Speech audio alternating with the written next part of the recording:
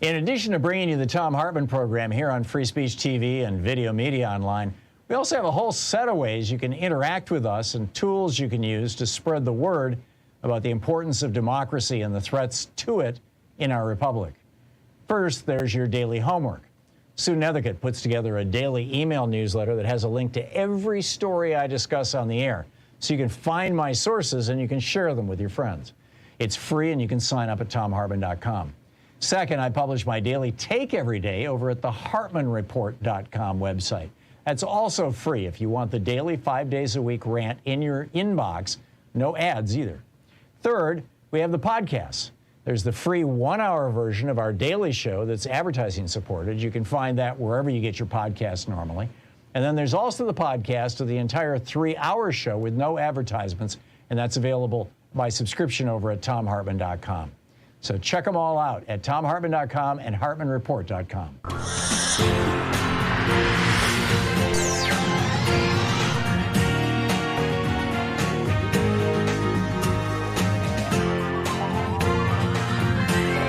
We say fight back!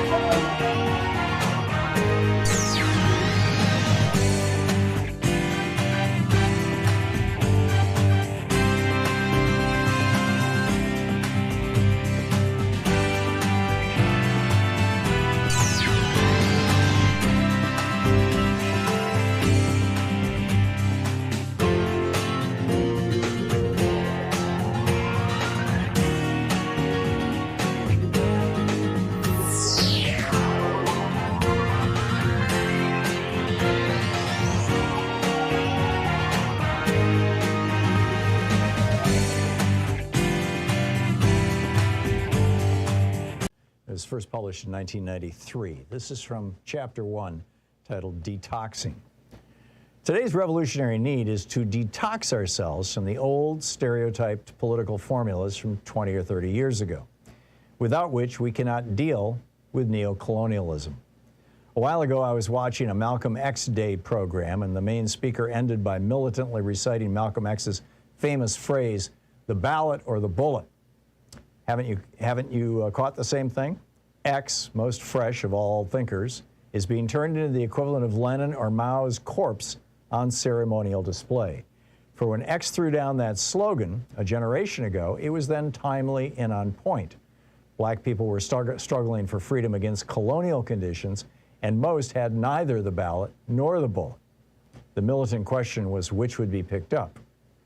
Now the black nation is struggling for its life against neo-colonial conditions, and new African people have lots of ballots and lots of bullets. Everywhere you have African city governments, African officials and African executives, African soldiers, African shooters, and African posses. You might say that the black nation is dying from too much ballots and bullets, but not radical enough truths, perhaps. Under colonialism, the oppressed were largely kept disarmed. Now it's all reversed.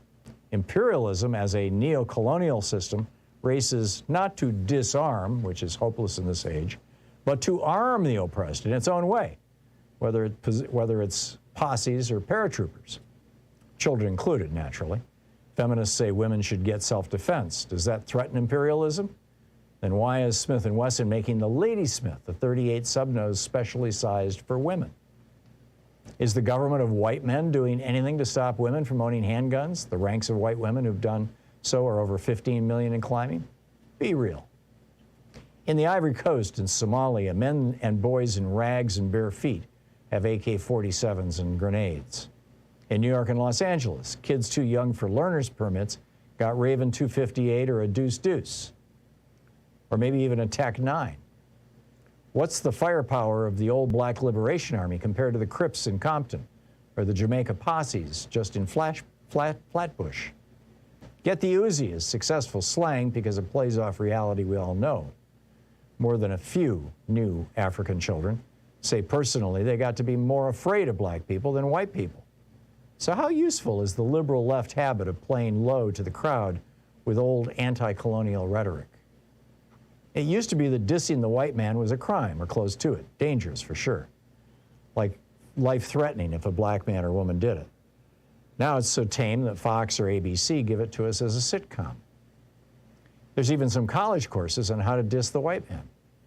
He may not like it, but who cares? Imperialism doesn't care, that's for sure. Even white women are doing it now as a substitute for doing anything real. It's like running in place. As Rodney, the Guyanese revolutionary scholar, pointed out, it's counterproductive to solve the neo-colonial situation, or counterproductive to solving the neo-colonial situation. Revs still cling to the old ideas and ways, in part because we don't want to admit how ignorant we are now. This runs deeper, though. Anti-colonial politics are the culmination of 400 years of our struggle. They are the products of the best minds we had, of destroying old societies, of oppressed people challenging the world in uprisings, pushing farther and farther. These old views are already fully developed, well-honed. More than that, the old anti-colonial politics are developed in the most profound sense, in having been widely diffused and taken hold of by the oppressed, put to use already. So when Revs talk about that old talk, walk that old walk, it's not only familiar, but reassuring and to a certain degree popular.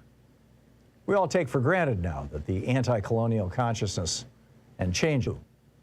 A few years ago, Nelson Mandela was the most famous terrorist POW in the world. In 1990, when he made his triumphant visit here, he was not only greeted by massive crowds of well-wishers, but schools and churches throughout the black nation held special programs to honor him. City governments and the U.S. Congress itself had to organize welcomes for him. Like it or not, white men had to smile and applaud him. And last year, by any means necessary T-shirts with Malcolm's picture on them were more common in many streets than Budweiser T-shirts. And you can't take it to mean anything extreme or radical. The old anti-colonial awareness has already been generalized widely, absorbed by people and society itself into daily life. So let's break that down. When a tiny Klan faction based in North Carolina to the U.S. Capitol from a rally on Labor Day weekend 1990, it took over 2,000 cops and riot gear to hold the crowds back. The D.C. knew after the community was outraged that any Klan dared to march in their city, which is 70% black, on it. This is the Thom Hartmann Program. Hey, Shabbat Shalom, TGIF. Happy Friday. It is Juma Mubarak is the Islamic greeting. And welcome to Anything Goes Friday. We have no guests today. It's you and me hanging out together for the next 3 hours. We can talk about whatever is on your mind, 202-808-9925. I do have a few things that I want to rant about briefly. Do Americans want our middle class back is the first. I'll get to that in just a moment. Tucker Carlson shows his Christian nationalist colors, and he uses the Queen to do it. Really? In our second hour, actually, we do have one guest today. John Fugelsang is going to drop by for a few minutes and tell us about the Sexy Liberal Tour. We talked with Stephanie Miller about this yesterday, but this is just a great thing that these guys are doing, and I wanted to give it a good plug. So John's going to drop by, and he's a great guy and a good friend, and he's also on Sirius XM here. So we'll talk with John briefly at the top of the second hour. In Uvalde, we've got another shooting. There's still too many guns in America. We'll talk about that in our second hour. And also, it's the 51st anniversary of the Attica prison uprising, and American prisons are still hellholes. And I want to talk about that in the second hour. In our third hour, Bucks County fights back against privatization. This is a big deal. Americans are waking up to this idea that there are things that government does and does well and does cheaper, and we shouldn't be privatizing the commons. I'll give you the whole lowdown on what happened in Bucks County, Pennsylvania, and my take on privatization at the top of the third hour today. And also, are Georgia's voting systems in peril for November? It turns out that the software was cloned by one of these Trump humpers. In fact, one of Trump's phony electors, who committed what is apparently a felony. Multiple felonies, in fact. I mean, breaking into the election equipment and being a phony elector. I'll fill you in on the details of that in our third hour. But I want to start out with my rant today over at HartmannReport.com. And I think this is a really important one. Most people are completely unaware of the fact, because our media just doesn't do squat unless it has to do with, if it bleeds, it leads. If it doesn't have to do with Donald Trump or, something salacious. Our media just frankly has no interest in it. But, the bottom line here is that middle classes are not normal things. It's seriously, people look at the American middle class and they go, oh yeah, that's the way it's supposed to be. No. Middle classes are not normal. I have traveled the world, right? Louise and I owned a travel agency for several years, and I also did international relief work for, well over a decade. I've been in, God only knows how many countries, but I've been in a lot of nooks and crannies around the world. And I can tell you that there's one thing that distinguishes developing countries from developed countries. There's one thing that distinguishes countries that essentially don't have a substantial size middle class, like Pakistan, for example, or Bangladesh, or several of the Central American countries and South American countries. That distinguishes them from countries that do have a middle class, like most of Europe and the United States. And that's unions. Unions are the major thing that defines whether or not there will be a middle class, because the natural resting state of capitalism is not to produce a middle class. The natural resting state of capitalism is what Charles Dickens described in his novels like Christmas Carol, and everybody knows Christmas Carol, right? Well, think about it for a minute. There are no rich people in Christmas Carol. The genuinely rich, the less than 1% of British society in the 1880s, was the royal family and the big major landholders and factory holders. They're not even in the story.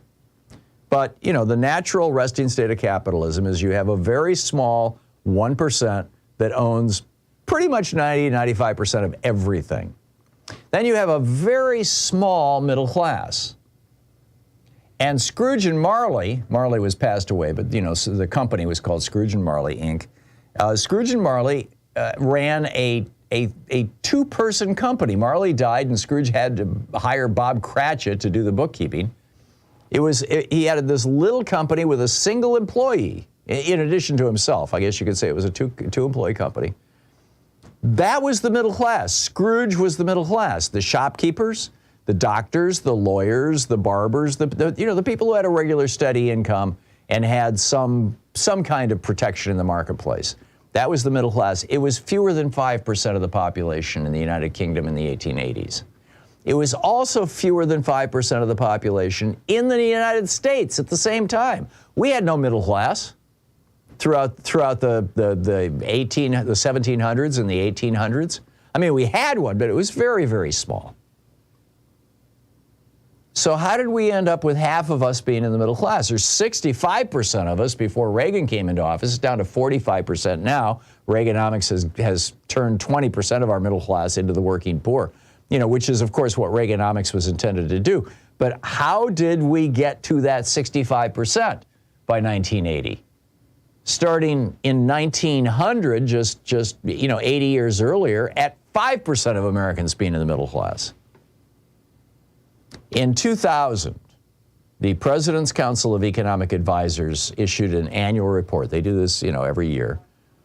But this one was particularly interesting because it was the new century. And so they looked back 100 years at 1900, and this is what they wrote. They said, to appreciate how far we've come, it's instructive to look back at what American life was like in 1900. At the turn of the century, fewer than 10% of homes had electricity.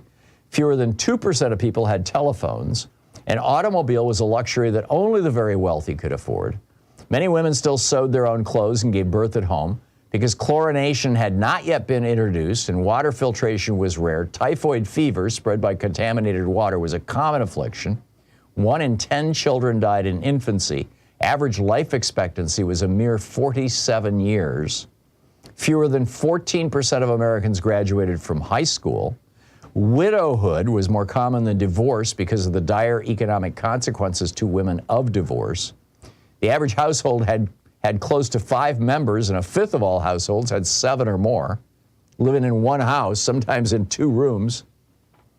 And the average per capita income in $1999 in 1900 was about $4,200.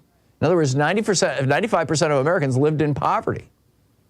The typical work week in manufacturing was about 50 hours, 20% longer than the average today. So that was 1900, according to the President's Council of Economic Advisors. So what transformed America from that? From a country like, Bangladesh or Colombia or, Brazil. What converted us from a developing country into a developed country? What built our middle class? One word: unions. In 1935, President Franklin Roosevelt passed the Wagner Act, also known as the National Labor Relations Act. And the Wagner Act not only legalized unions, but gave legal protections to unions. Well, how is it then? And unions built the middle class. It's just that simple. So how is it then that we went from 65% of Americans being in the middle class in 1980 when Reagan was elected to 45% now? How did we lose 20% of our middle class? Well, when Reagan was elected, 33% of Americans, or about 30% of about a third of Americans, had union jobs, which meant another third of Americans had jobs that had union wages and benefits because the local unions defined the local wage floor against which other employers had to compete. And so good wages were widespread, as were good benefits. Therefore, that's two-thirds, right? A third had unions. Another third had union wages and benefits, even though they didn't have a union. And surprise, surprise, about two-thirds of Americans were in the middle class. This is not rocket science. And why have we lost 20% of our middle class? Because the rate of unionization in the United States in the private sector right now is 6%. So what did Elizabeth Warren do to change this? She has proposed a new piece of legislation that is called the Nationwide Right to Unionize Act. It has 18 Democratic co-sponsors in the Senate, and there's a companion bill over at the House of Representatives. Pramila Jayapal and other members of the House Congressional Progressive Caucus have signed on. It has about a dozen members, Democratic members in the House. And here's your assignment for the day. Call your member of Congress, 202-224-3121. Write that down on your hand and put it on a piece of paper and stick it on your refrigerator with a magnet. Because that's the switchboard for Congress, and all you have to do is say, hey, I live in Alabama. I need to talk to one of my senators, or here's my zip code. I want to talk to my member of the House of Representatives. Because you need to call all three, both your senators and your member of the House, and tell them that to support the Nationwide Right to Unionize Act, we want a middle class back in America. Now, Republicans and the billionaires who own them, and who own a few Democrats, I would bet that you're not going to see Josh Gottheimer and the other corporate problem-solving Democrats, on this bill. But, maybe we've got enough, and maybe if we get more after the November election, we'll have enough to get this thing passed. Maybe even in that lame duck session in November and December. So call 202-224-3121 and let them know that you support the Nationwide Right to Unionize Act. This is a BFD. And it's getting absolutely no coverage in the press because the big media don't like unions. They're not all unionized, but most of them are, and they're constantly, pissed off about the fact that their cameramen are unions and, camera operators, et cetera, are unionized. So you're not going to hear this in the news, but it's real and it's happening. This is the Thom Hartmann Program. Tweet about it, Facebook about it, talk about it. You can Google it or search it. It's the Nationwide Right to Unionize Act, introduced by Senator Elizabeth Warren.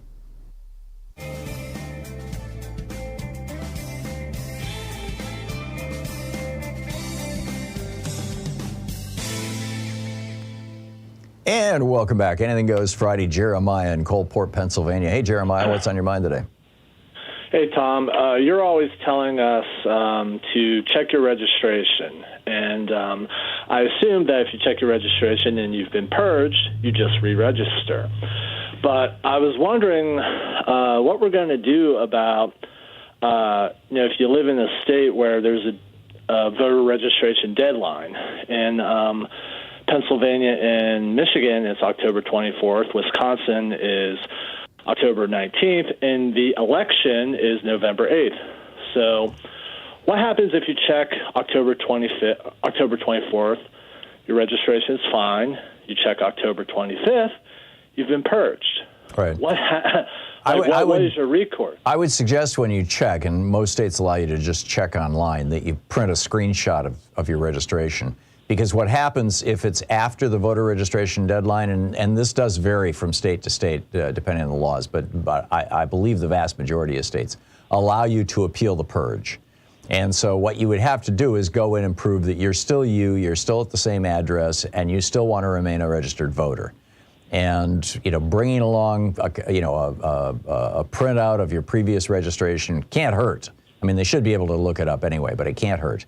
And then, of course, you've got to bring proof of residency and proof of citizenship and proof that you're you, which is typically, a utility bill, your driver's license, and your passport or birth certificate. But you're going to have to do that song and dance at, one of the Secretary of State offices or election offices. And this is why most of your election purging, and it's an excellent question, Jeremiah, it's an excellent point. Most of the Republican purging of voters will happen in the last month before the election. Yes, that was what I was thinking, that they would do it after the voter registration deadline to make it harder. Oh, it's a lot harder. Yeah, you can no longer do it online. You have to do it in person in most states. Again, it varies from state to state. The states that have Republican control will make it very, very difficult for you to get back on the rolls.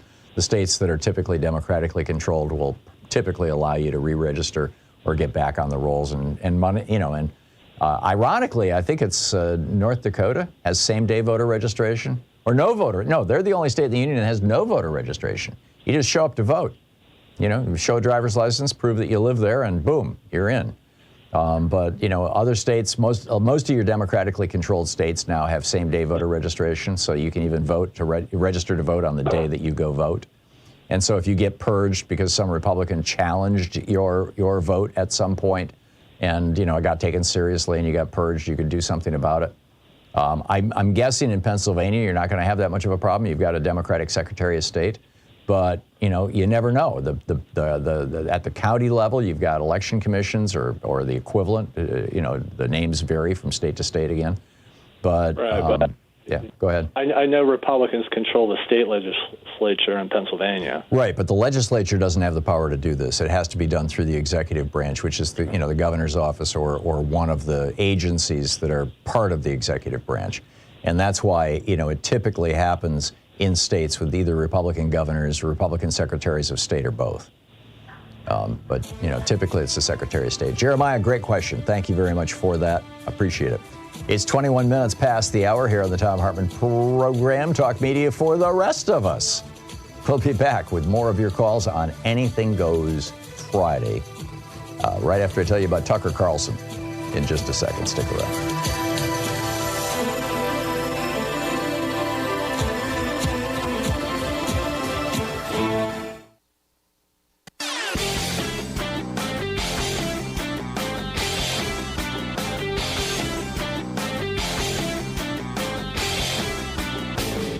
Change starts with you. You can be calling your Democratic or Republican representatives to let them know what you think by calling 202-224-3121. It's the Capitol switchboard. It'll get you right through to them. Our phrase for the day is narcissistic collapse. This is what happens when a person like Donald Trump with severe narcissistic personality disorder can no longer maintain the facade of their own greatness. When the lies that they have used to build this facade begin to disintegrate, they either implode, typically through drugs or alcohol or other kind of semi-suicidal behavior or even suicide itself. They typically either implode or, more frequently, they explode. They start blaming everybody around them or whatever institutions they can to deny that the collapse is their own fault. They cannot accept the blame. It's part of their narcissistic personality disorder. And instead, they go after the institutions or the people who are pointing out their failure. In the case of Donald Trump, going after the FBI, going after the courts. Look out. This is going to get really, really ugly. I've got a whole long video about it over at thomhartmann.com. Check it out.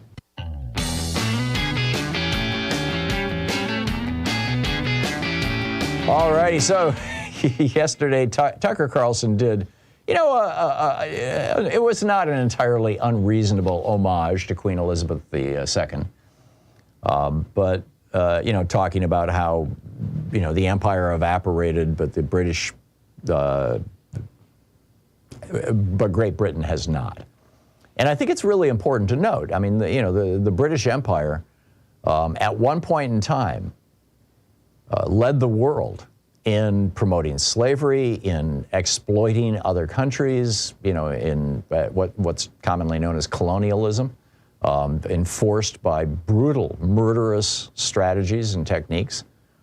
But that was an old era. That was another time.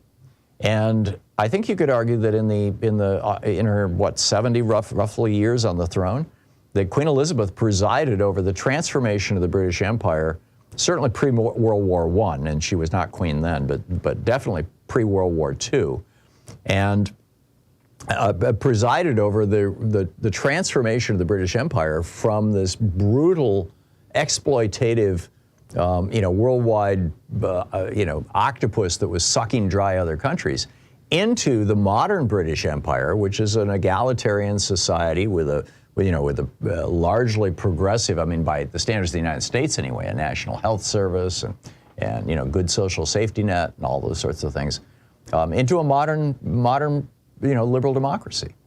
She did good, and the British people have done good, and the United Kingdom has done good. But then Tucker Carlson, he didn't go into all that detail like I just did, and he certainly wouldn't have talked about slavery and empire and all that, but he couldn't resist himself. He had to say, the British Empire spread Protestant Christianity to the entire world.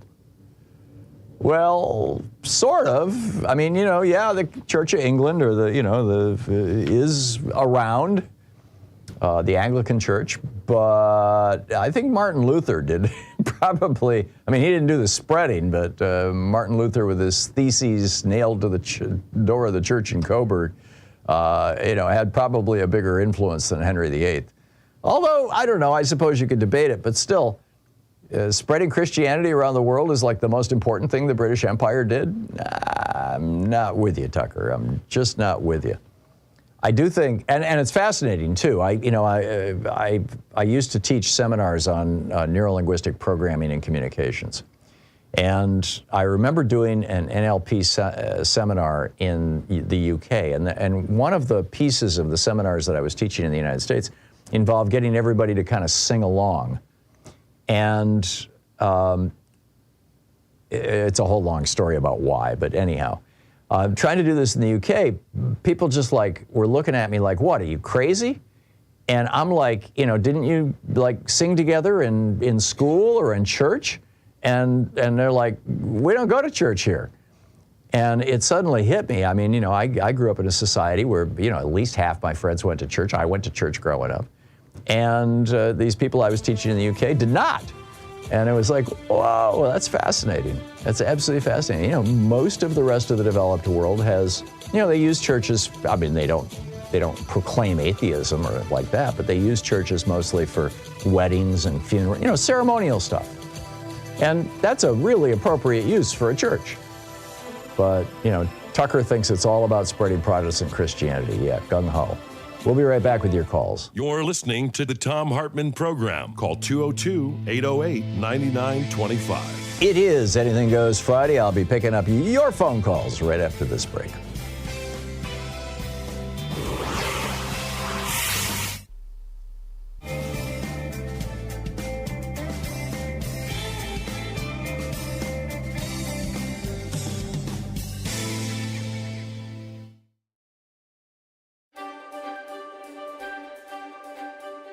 Thom Hartmann University Book Club. Today we're reading from The Crash of 2016, one of my favorites. In her writings, this is from page 62, by the way, a middle-class primer is the chapter title. In her writings, which have become foundational for libertarian theology, author Ayn Rand suggested that the only purpose of government should be to prevent oppression by force. What she neglected to consider was all the force inherent in nature. If you're hungry, there is the force of biology. If you're homeless, you confront the force of winds, storms, ice, and rain. If you're sick, you confront the ravages and force of disease. These were the forces that provoked the first governments, the first communities, the first clans and tribes, the first nation states. It's easy for libertarian elitists, such as multimillionaire TV talking heads or college kids reading Atlas Shrugged, to talk about how there should be no government beyond police, the army, and the courts. They all have enough resources that they don't need to deal with the forces of raw nature. And that explains why billionaires would bankroll libertarian-leaning think tanks that will, when the crash comes with its full force, tell us it was caused by big government. However, in the real world, humans must confront both nature and other humans, which is why we create governments and why we create economies. But it wasn't until 1776 when Thomas Jefferson placed John Locke's right to life, liberty, and property, or replaced it, with life, liberty, and the pursuit of happiness, that the idea of a large class of working people had the ability to pursue happiness, the middle class. It wasn't until 1776 that that was even seriously considered as a cornerstone obligation to government. This is also the first time in history that the word happiness had ever appeared in any nation's formative documents, as Jefferson wrote in 1817 to Dr. John Manners, quote, "The evidence of this natural right, like that to our right of life, liberty, the use of our faculties, the pursuit of happiness is not left to the feeble and sophisticated investigations of reason, but is impressed on the sense of every man." As Jefferson realized, with no government interference by setting the rules of the game of business and fair taxation, there could be no broad middle class, maybe a sliver of small business and artisans, but the vast majority of us would be the working poor under the yoke of elites. The economic royalists know this, which gets to the root of why they set out to destroy government's involvement in the economy. After all, in a middle-class economy, they may have to give up some of their power, and some of the higher end of their wealth may even be redistributed, horrors of horrors, for schools, parks, libraries, and other things that support a healthy middle-class society but are not needed by the rich, who live in a parallel but separate world from the rest of us. As Jefferson laid out in his 1816 letter to Samuel Kercheval, a totally free market where corporations reign supreme, just like the oppressive governments of old, could transform America, quote, until the bulk of the society is reduced to be mere automatons of misery, to have no sensibilities left but for sinning and suffering. Then begins indeed the bella omnium in omnia, which some philosophers observing to be so general in this world have mistaken it for the natural instead of the abusive state of man. Although this may come as a sudden realization to many, we've really known it all our lives. In fact, in the 6,000-year history of the civilized world, a middle class emerging in any nation has been such a rarity as to be largely historically invisible. The United States has had two great periods of what we today call a middle class. The first was from the 1700s to the mid-1800s and was fueled by virtually free land for settlers, stolen from the Indians, and free labor, slavery in the South and indentured immigrants in the North. The result was, as de Tocqueville pointed out, the most well-educated, politically active, middle-class, non-aristocrats in the world. The second period didn't take hold until after World War II, during my dad's lifetime. Unlike the first, which was fueled by free land and slaves, the second had to be carefully constructed with specific and what some might define as socialist policies put in place during the New Deal, which asserted more democratic control over the economy and workplace in order to keep the economic royalists in check. To both stimulate and balance the domestic economy, FDR reinstituted progressive taxation, which gave workers more to spend and gave the rich an incentive to pay their workers better to maintain a stable workplace, since if they took the money themselves, it would just mostly go to taxes, thus stimulating demand for more goods and services. Progressive taxation has a long history. As Jefferson said in a 1785 letter to James Madison, quote, "Another means of silently lessening the inequality of property is to exempt from taxation all below a certain point and to tax the higher portions of property in geometrical progression as they rise." FDR eventually hiked the top income tax rate paid by the super rich in America to 90%. This had a twofold effect. First, it held income inequality in check and ushered in an era of equal income and a growth among all classes. Unlike the Gilded Age, when the economy grew at a blistering pace but the gains were afforded only to the robber barons, the period between 1947 and 1980 saw unparalleled equitable growth. During these 30-plus years, the poorest fifth in America saw a 116% increase in their incomes. The middle fifth, 111% increase. Top 5% only saw an 85% increase. All income classes shared in the prosperity of the times when the top marginal income tax rate was above 70%. The second effect of a high income tax rate was to bring stability to the economy. And then it goes through the whole explanation of how that worked. The book is The Crash of 2016.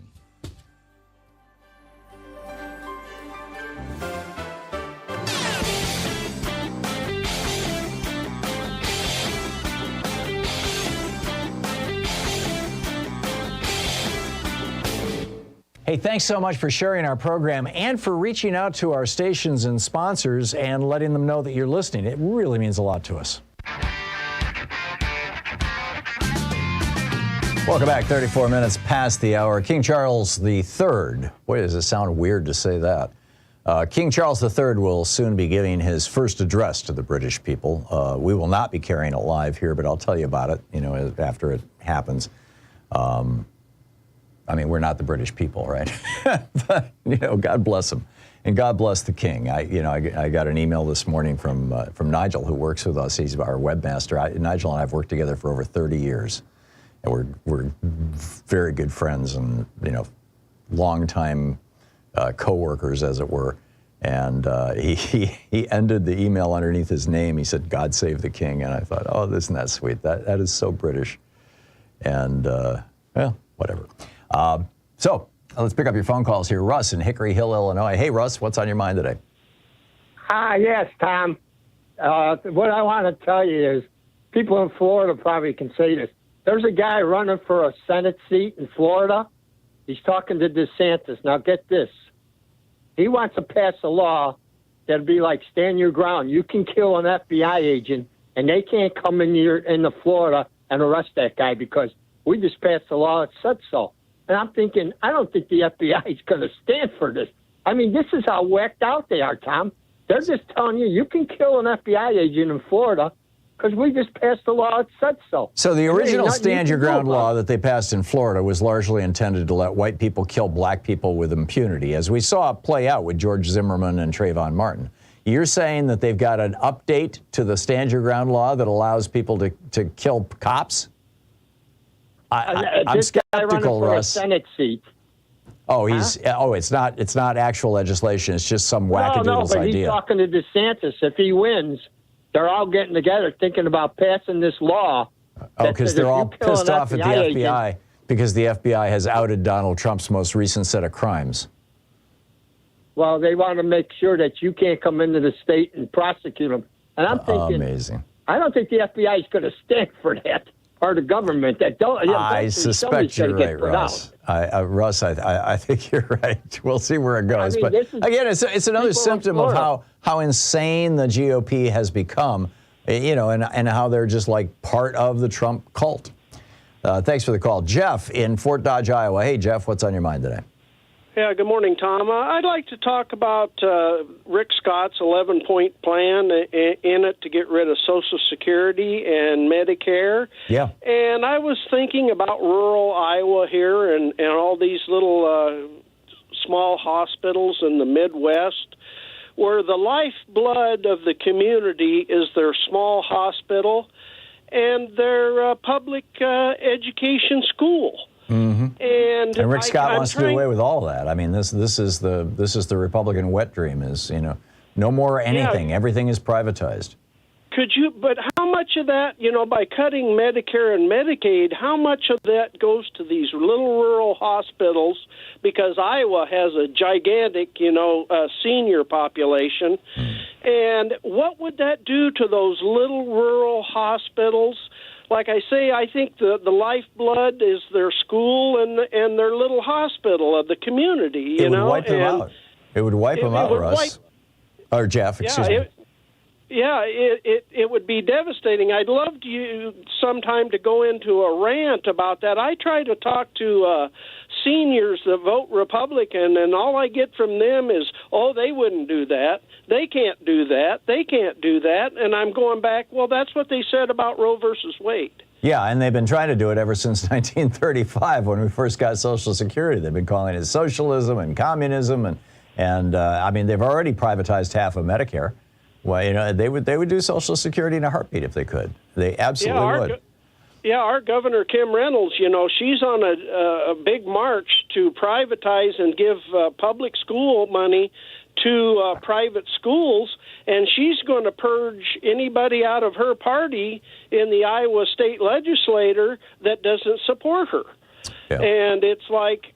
Well, this is what the billionaires want. This is, you know, billionaire Betsy DeVos, billionaire Charles Koch, all of these billionaires, these right-wing billionaires who believe in this libertarian ideology, think that, and they're fairly upfront about it. I mean, this is not like, you know, I'm talking out of school or something. They're pretty upfront about it. They think that public education is wrong. They think that it's the state indoctrinating children. They think that their taxes should not have to pay for it. You know, they think that it should be the responsibility of every family to educate their children as best they can. And if that means that you have multi-generational poverty and multi-generational stupidity, and I don't mean that in a negative way, let's say multi-generational lack of educational competence, then that's fine with them. You know, hey, you know, classes and orders is literally a phrase out of Russell Kirk's book, The Conservative Mind. It is literally a phrase, you know, from, what's his name? The British conservative back in the 1700s that Thomas Paine went to debate, Sir Edmund Burke. He's not a sir, actually, Edmund Burke. You know, classes and orders is right at the core of the ideology of conservatives and Republicans, that there are some who are born to rule and some who are born to be ruled. And public schools are great equalizers, and they make those people who are supposed to be ruled, you know, it allows them to lift themselves up to the point where they can rule, where they can participate, where they can start their own businesses, where they can run for political office, where they can, you know, become lawyers and doctors and professionals and things.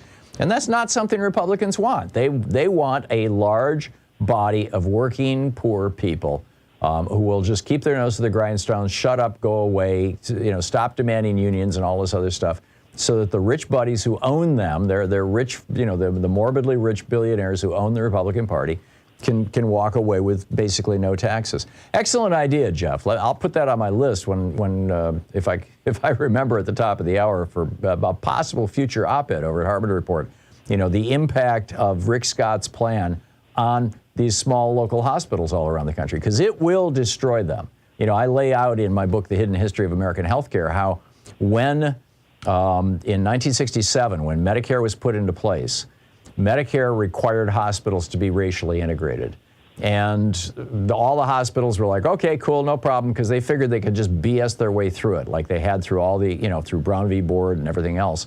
And Lyndon Johnson got together with Martin Luther King, seriously, the two of them, Martin Luther King and Lyndon Johnson, and they got a couple of civil rights organizations, and they put together groups of black people all around the country who would visit hospitals and just try, you know, with a phony illness, and just try to get seen by a doctor and get turned away so that that hospital would lose all its Medicare funds. And they did this to 30, 40 hospitals over the course of about 4 months in 1967. And within 1 year, every hospital in America was racially integrated. It was the most successful racial integration program in the history of the United States. And never gets any credit. You know, nobody ever talks about it, but it was amazingly successful. You can find all the details of it in Hidden History of American Healthcare. So those hospitals absolutely depend on that Medicare money. It is beyond just their profit margin. It is what keeps them alive. So your point, Jeff, brilliant. Thank you very much for that. Mike in Lomita, California. Hey, Mike, what's on your mind today?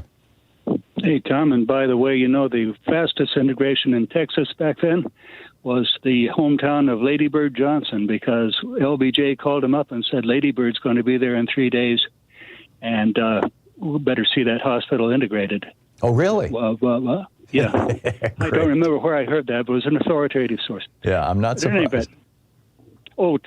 Just to button up that question yesterday about when was the last time the United States was attacked by a foreign military power. Of course, we had the invasion of the Aleutians by Japan in World War II. And if you don't want to count that because Alaska was not a state, then you can go to February 1942 when one I-17 submarine from the Imperial Japanese Navy surfaced in the Santa Barbara, California area and fired 17 armor-piercing shells into an oil field and refinery.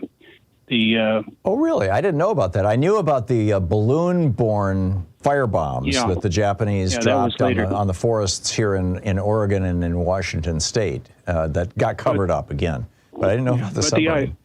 The I-17 did pretty minimal damage, but it set off a real panic. And the next night, they had the Battle of Los Angeles, so-called, when a bunch of very nervous people were shooting at everything in the sky, from birds to reflections of their own searchlights, and was memorialized in at least one film, movie that I have heard about. Interesting. In any event, what I'm calling up about basically is this new tendency on the Supreme Court to invest corporations, which are legal fictions and potentially immortal as long as they keep making profit, with religion, and thereby being able to deny their employees any medical care that is against the corporation's religion. Right, including now the PrEP care to prevent HIV. Yeah, preventative administrations of medications. Right. I'm guessing they're probably going to go after the HPV virus vaccines next. Good luck with that. But the thing that strikes me so markedly about this is that it's sort of anti the basic tenets of Christianity, in that, the central parable of Dives and Lazarus, when Lazarus was this miserable fellow who was afflicted by all these illnesses, and Dives was the rich miser who wouldn't do a slightest little thing to relieve his anxiety. And then they both died and got the other side, and guess what? Dives was in very beautiful circumstances, and Lazarus was, and Dives was suffering the consequences of it. So and Lazarus was the guy that Jesus raised from the dead, wasn't he? A different Lazarus. Oh, okay. Sorry. Yeah, this was a parabolic Lazarus. I see. But I would take from that the basic tenet of Christianity is to take care of people who are in a dependent position and who are ill. Yeah. And Supreme Court seems to go in the opposite direction on that. Yeah. And at the same time, allowing corporations to dictate the religious practices of their employees, which sounds a little like a denial of equal protection to me. I agree. But I'm waiting for a corporation to declare that they're part of the Church of the Flying Spaghetti Monster. Mike, I'm sorry we're out of time, but I think your point is really, really well made. Thank you. You're listening to Thom Hartmann. Visit thomhartmann.com for audio and video archives. Right back with your calls on Anything Goes Friday. Speaking the truth, some multinational corporations would really rather you didn't know all about. I'll be right back.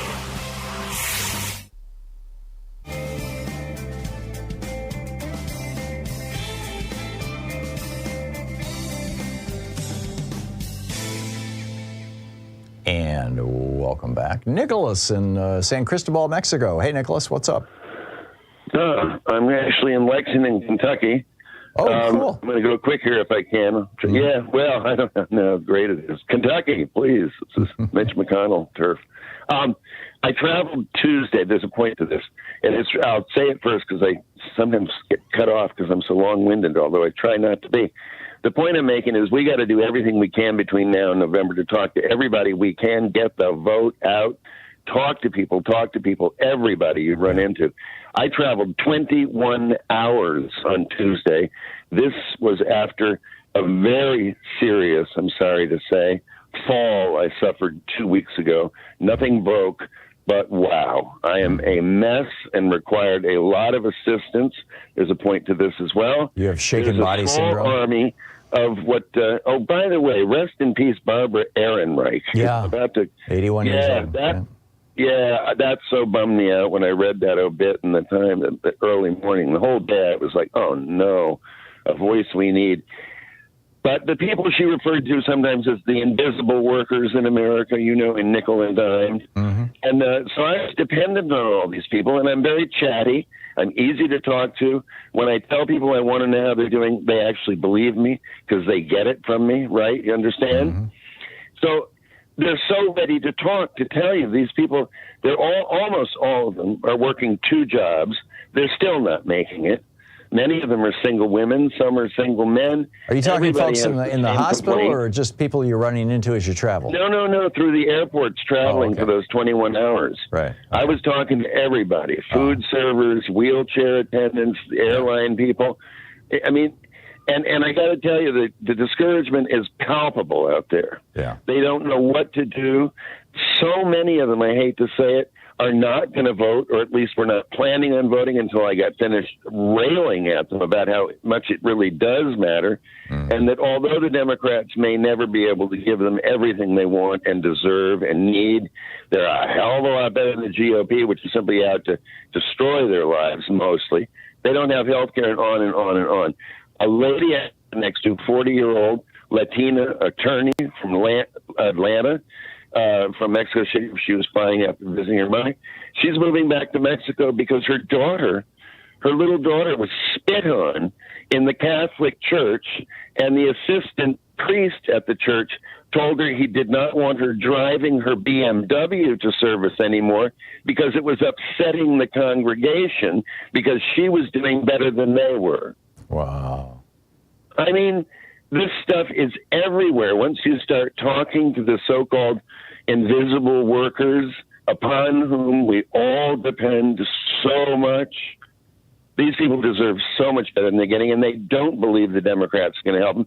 We got to do everything we can to get out the vote. Everybody listening, talk to everybody you encounter, whether it's somebody bagging your groceries, whatever. Talk to everybody. Convince them to vote. We haven't a lot of time. And if we don't win these, as you know, I'm thinking the way it's pretty much over. We had better hold the House and gain a couple in the Senate. I'm with you. Nicholas, thank you. And good on you for being an ambassador, for the fate and future of America, frankly, and the world. You more than I, for God's sake. I'm just one person, spitting in the wind here, but I'm doing what I can. Yeah. And everybody must, is my point. Keep it up. It's on us all to do what we can now. There you go. Well said, Nicholas. Thanks a lot for the call. We'll be right back. It's 9 minutes before the hour.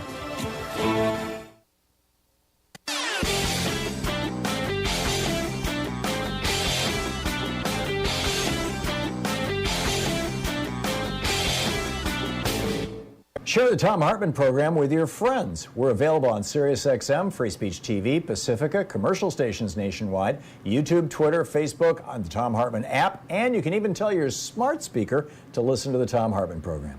27 Republican senators sent a letter to the Energy Secretary, Jennifer Granholm, echoing talking points that the American Petroleum Institute pushed out on Twitter recently, saying that basically if we're going to stop importing Russian oil into the United States, which, by the way, the Russian oil imports into the U.S. are just a trickle. It's just a tiny drop in the bucket.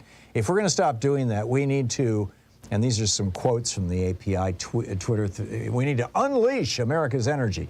We need to release permits for energy development on federal lands. We need to issue offshore leasing plans for the next 5 years. We need to accelerate energy permitting infrastructure. We need to reduce regulatory and legal uncertainty. Right. It's a scam. And these 27 Republican senators are owned by the big fossil fuel companies because the Supreme Court allowed it with their Citizens United decision. We have to do something about this. There's a whole video rant about it over at thomhartmann.com. Check it out. 52 minutes past the hour, picking up your phone calls. Mike in Westchester County, New York. Hey, Mike, thanks for listening on SiriusXM. What's on your mind today? Hi, Tom. Can you hear me? Yes, sir. Thank you for taking my call. I was, like everyone, witnessing all these extreme weather events this year, and thinking that many of them were not predicted to occur at this time. And I just feel that even if we were to be at net zero greenhouse gas emissions, it still would be proceeding for the next, few years. So based on It's going to go beyond that, Mike. This is the new normal right now, and it's going to get worse. Right. I agree with that. Do you think it's time to start implementing geoengineering, climate engineering projects, even though they may be largely untried? I have a feeling that unless we do something soon, we may never get to net zero. Yeah. And given our politics, well, even if we did get to net zero, we've got more carbon dioxide in the atmosphere than there has ever been in the history of the human race. I mean, in millions of years.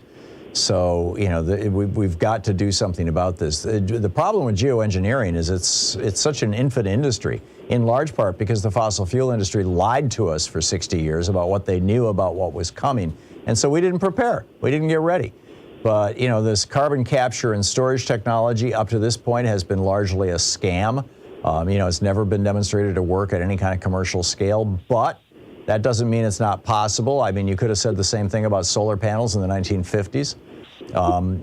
Technology moves forward in sometimes in leaps and bounds. So, I'm very wary about doing things like, spraying aerosols in the atmosphere and, trying to reflect sunlight and things like that. But carbon capture and storage, at the very least, seems like a starting point. Although, like I said, up to this point, it's just been a cash cow for the big oil companies who are, getting these subsidies, from the federal government to do it. And we'll see how it shakes out. Mike, thank you for the call. Stephen in Mexico. Hey, Stephen, where in Mexico are you? I'm in Puerto Aventuras. Oh, cool. So what's on your mind today? Well, ever the cynic, my contention is I've learned this from you, is that the real coup happened a long time ago in the 70s when the Supreme Court ruled that money is equal to free speech and that corporations are people. That was definitely the beginning. 1976, the Buckley decision. 1978, the Bellotti decision. You're right. And codified with Citizens United. Yep. And tripled down on it. Yeah. And even if we win and the Democrats keep the House and Senate, if there isn't legislation to change those two things, the oligarchs are just going to double down, use more money, and buy their way back to the position we're in now.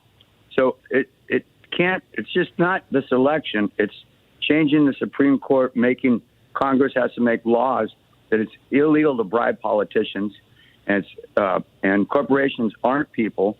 And we got to do the legislation where the Supreme Court can't vote on it and change it back. I agree. Because with so much money in politics, we can win this little battle, but the war's half lost. I mean, I really believe the coup happened a long time ago, and it was totally pulled the wool over my eyes. I didn't understand it. And no, it greased the skids for the Reagan Revolution. I mean, Reagan came into office on an ocean of corporate money. Exactly, and I wouldn't have known this without listening to your show. So I get a good education to making up for the lack of education I had growing up.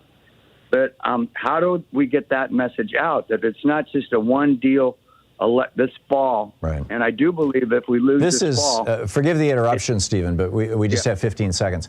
This is the biggest issue of our time. I completely agree. H.R. 1, the For the People Act, actually repealed large chunks of Citizens United and provided for federal elections to be federally funded. And it passed the House of Representatives, and it was only filibustered in the Senate by 2 Democrats, by all the Republicans, of course, but 2 Democrats, Kyrsten Sinema and Joe Manchin. If we can get a couple more Democrats in the Senate, I think we can do that. And we can take a bite out of Citizens United and some of these extraordinarily corrupt Supreme Court decisions that have basically turned our democracy over to the highest bidder. But Stephen, you nailed it. Thank you very much. We'll be right back. You're listening to Thom Hartmann.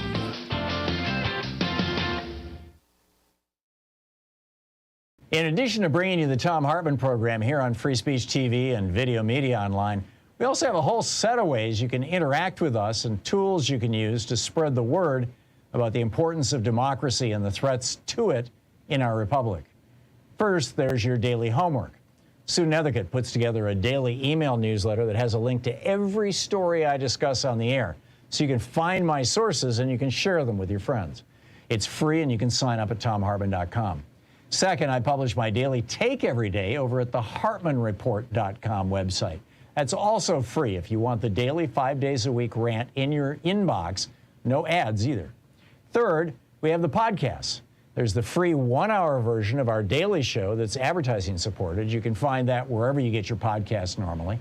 And then there's also the podcast of the entire 3-hour show with no advertisements, and that's available by subscription over at thomhartmann.com. So check them all out at thomhartmann.com and hartmannreport.com.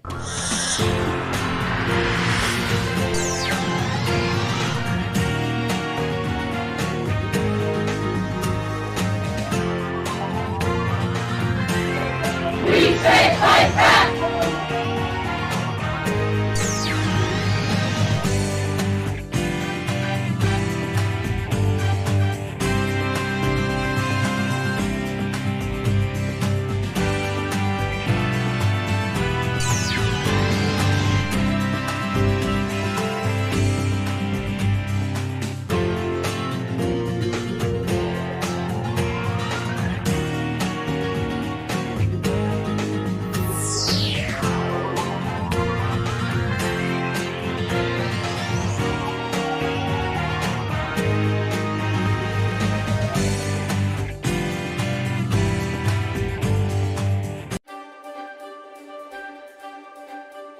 Thom Hartmann University Book Club. Today we're reading from The Crash of 2016, one of my favorites.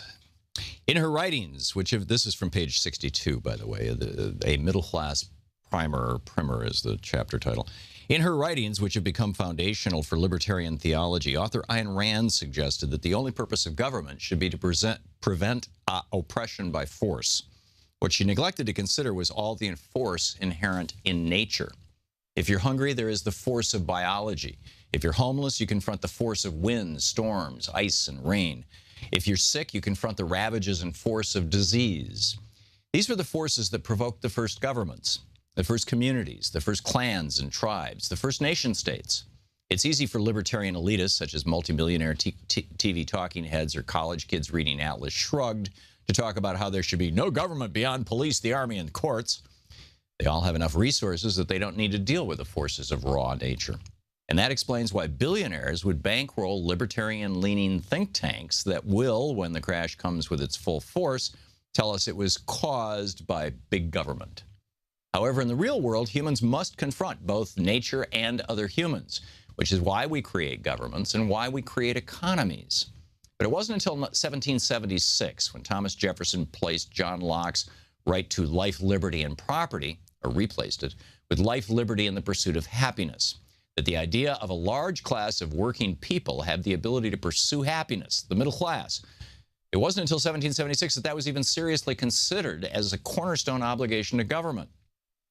This is also the first time in history that the word happiness had ever appeared in any nation's formative documents, as Jefferson wrote in 1817 to Dr. John Manners, quote, "The evidence of this natural right, like that to our right of life, liberty, the use of our faculties, the pursuit of happiness is not left to the feeble and sophisticated investigations of reason, but is impressed on the sense of every man." As Jefferson realized, with no government interference by setting the rules of the game of business and fair taxation, there could be no broad middle class, maybe a sliver of small business and artisans, but the vast majority of us would be the working poor under the yoke of elites. The economic royalists know this, which gets to the root of why they set out to destroy government's involvement in the economy. After all, in a middle-class economy, they may have to give up some of their power, and some of the higher end of their wealth may even be redistributed, horrors of horrors, for schools, parks, libraries, and other things that support a healthy middle-class society but are not needed by the rich, who live in a parallel but separate world from the rest of us. As Jefferson laid out in his 1816 letter to Samuel Kercheval, a totally free market where corporations reign supreme, just like the oppressive governments of old, could transform America, quote, until the bulk of the society is reduced to be mere automatons of misery, to have no sensibilities left but for sinning and suffering. Then begins indeed the bella omnium in omnia, which some philosophers observing to be so general in this world have mistaken it for the natural instead of the abusive state of man. Although this may come as a sudden realization to many, we've really known it all our lives. In fact, in the 6,000-year history of the civilized world, a middle class emerging in any nation has been such a rarity as to be largely historically invisible. The United States has had two great periods of what we today call a middle class. The first was from the 1700s to the mid-1800s and was fueled by virtually free land for settlers stolen from the Indians and free labor, slavery in the South and indentured immigrants in the North. The result was, as de Tocqueville pointed out, the most well-educated, politically active, middle-class non-aristocrats in the world. The second period didn't take hold until after World War II, during my dad's lifetime. Unlike the first, which was fueled by free land and slaves, the second had to be carefully constructed with specific and what some might define as socialist policies put in place during the New Deal, which asserted more democratic control over the economy and workplace in order to keep the economic royalists in check. To both stimulate and balance the domestic economy, FDR reinstituted progressive taxation, which gave workers more to spend and gave the rich an incentive to pay their workers better to maintain a stable workplace, since if they took the money themselves, it would just mostly go to taxes, thus stimulating demand for more goods and services. Progressive taxation has a long history. As Jefferson said in a 1785 letter to James Madison, quote, "Another means of silently lessening the inequality of property is to exempt from taxation all below a certain point and to tax the higher portions of property in geometrical progression as they rise." FDR eventually hiked the top income tax rate paid by the super rich in America to 90%. This had a twofold effect. First, it held income inequality in check and ushered in an era of equal income and a growth among all classes. Unlike the Gilded Age, when the economy grew at a blistering pace but the gains were afforded only to the robber barons, the period between 1947 and 1980 saw unparalleled equitable growth. During these 30-plus years, the poorest fifth in America saw a 116% increase in their incomes. The middle fifth, 111% increase. Top 5% only saw an 85% increase. All income classes shared in the prosperity of the times when the top marginal income tax rate was above 70%. The second effect of a high income tax rate was to bring stability to the economy. And then it goes through the whole explanation of how that worked. The book is The Crash of 2016.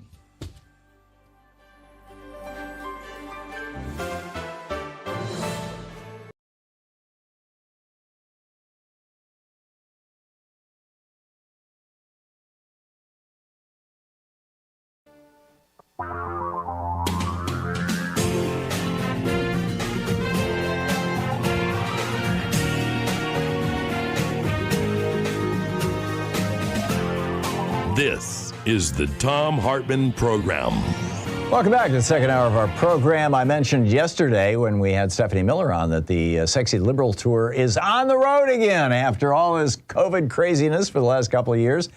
And boy, is it going to be exciting. Stephanie Miller, Hal Sparks, John Fugelsang, a whole bunch of other folks are going to be on stage at Sidney Harmon Hall in Washington, D.C. tomorrow for the Sexy Liberal Save Democracy Tour. There's more information at sexyliberal.com/tour. And one of the folks who's going to be there is the actor, comedian, radio host of Tell Me Everything right here on SiriusXM Progress Channel 127 at 9 p.m. Eastern Time, and the host of the John Fugelsang podcast, John Fugelsang himself, johnfugelsang.com on the internet, John Fugelsang on Twitter. Hey, John, welcome back to the program. It's been too long. How's everything going?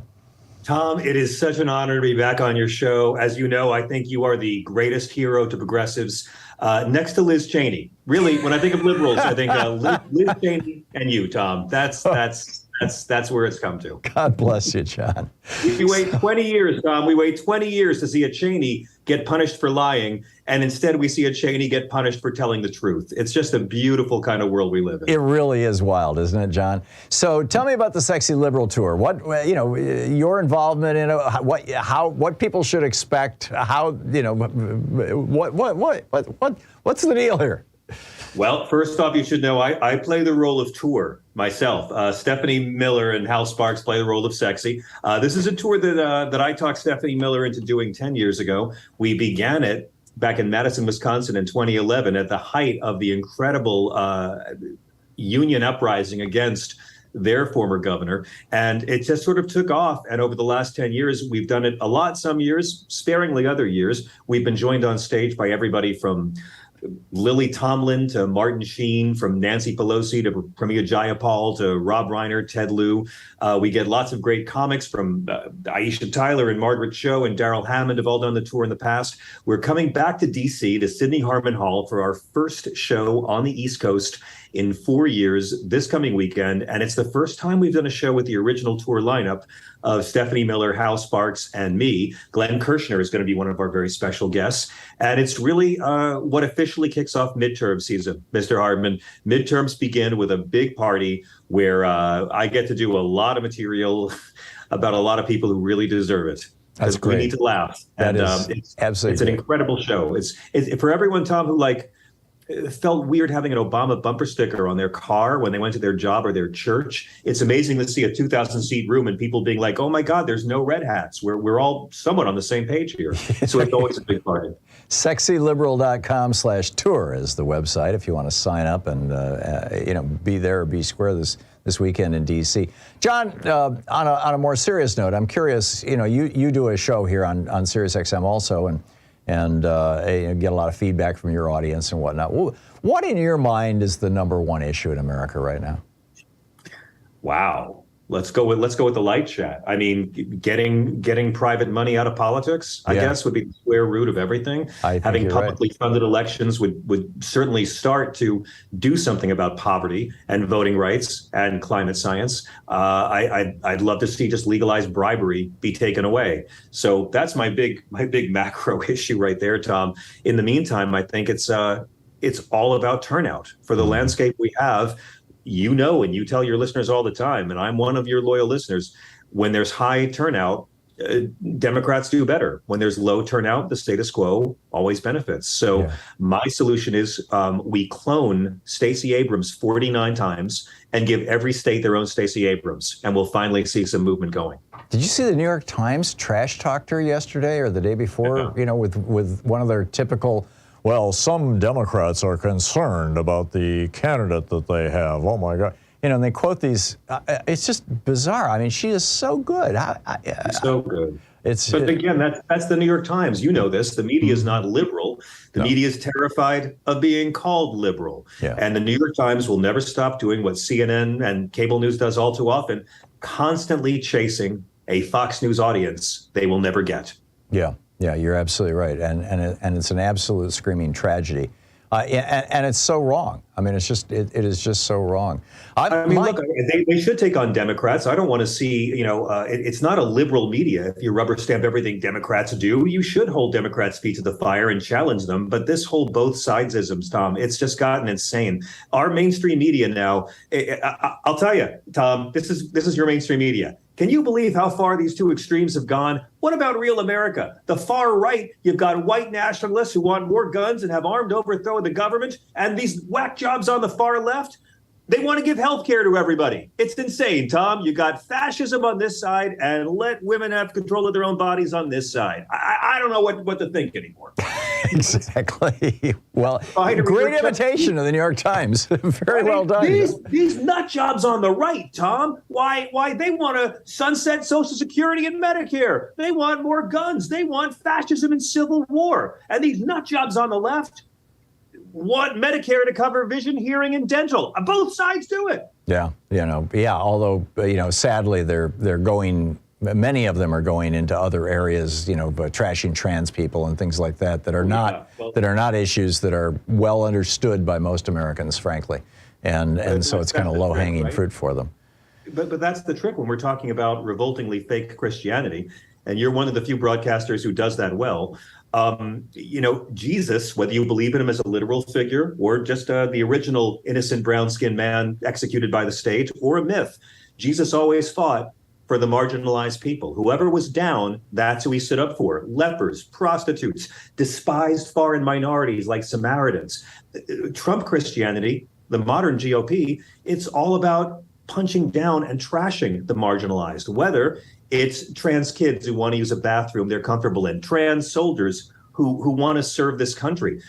Syrian refugees, undocumented immigrants, the Christian refugees at our southern border. It's the greatest tell as to how Christianity for right-wing America is a racket, that they're always going off persecuting the least of these. Yeah, and it's truly tragic. John, my sense of it is, and I'm wary of even saying this out loud, so I say it with a large knocking wood here, is that this fall we're going to have a Democratic blowout. And I think the Dobbs decision probably was the major galvanizing force, but increasingly the mask is slipping.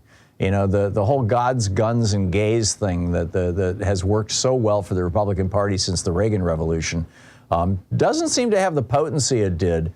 And you've got, you know, the Dobbs decision and all the obvious corruption in the GOP and the successes of Democrats in the last couple of years in doing things are waking people the hell up. So I'm very optimistic, actually. How about you? Well, yeah, I'm the same. I'm not an optimist. I'm a recovering cynic. And obviously, Roe v. Wade, well, the dog finally caught the car. For years, I thought they'll never outlaw Roe v. Wade. As long as politicians have mistresses, abortion will be safe. But after they kneecapped Merrick Garland for the Supreme Court in 2016, that was what woke me up.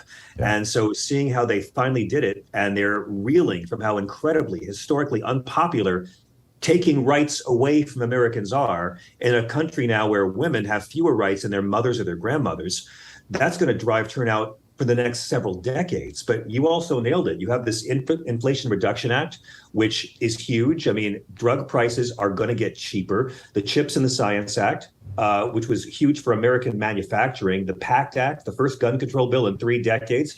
Joe Biden created more jobs in his first year than ever in history. But you've also got, Tom, gas prices are down. And let's thank the Republicans for just having a replay of 2012 and running these deranged lunatics and petulant ticks and grifter reality show quacks. My God, Mitch McConnell's having just an aneurysm over this. But you look at this, the low quality of GOP nominees, it's a good thing. Yeah, it used to be Todd Aiken was the exception. Now he's the norm. It's amazing. The comment section took over the party. There you go. John Fugelsang, Sexy Liberal Tour, sexyliberal.com/tour is the website. Check it out, johnfugelsang.com and John Fugelsang on Twitter. Thanks, John. Thank you, John. This is the Thom Hartmann Program. And it's Anything Goes Friday. I'll be right back with your phone calls on the other side of this. Stick around, 15 minutes past the hour.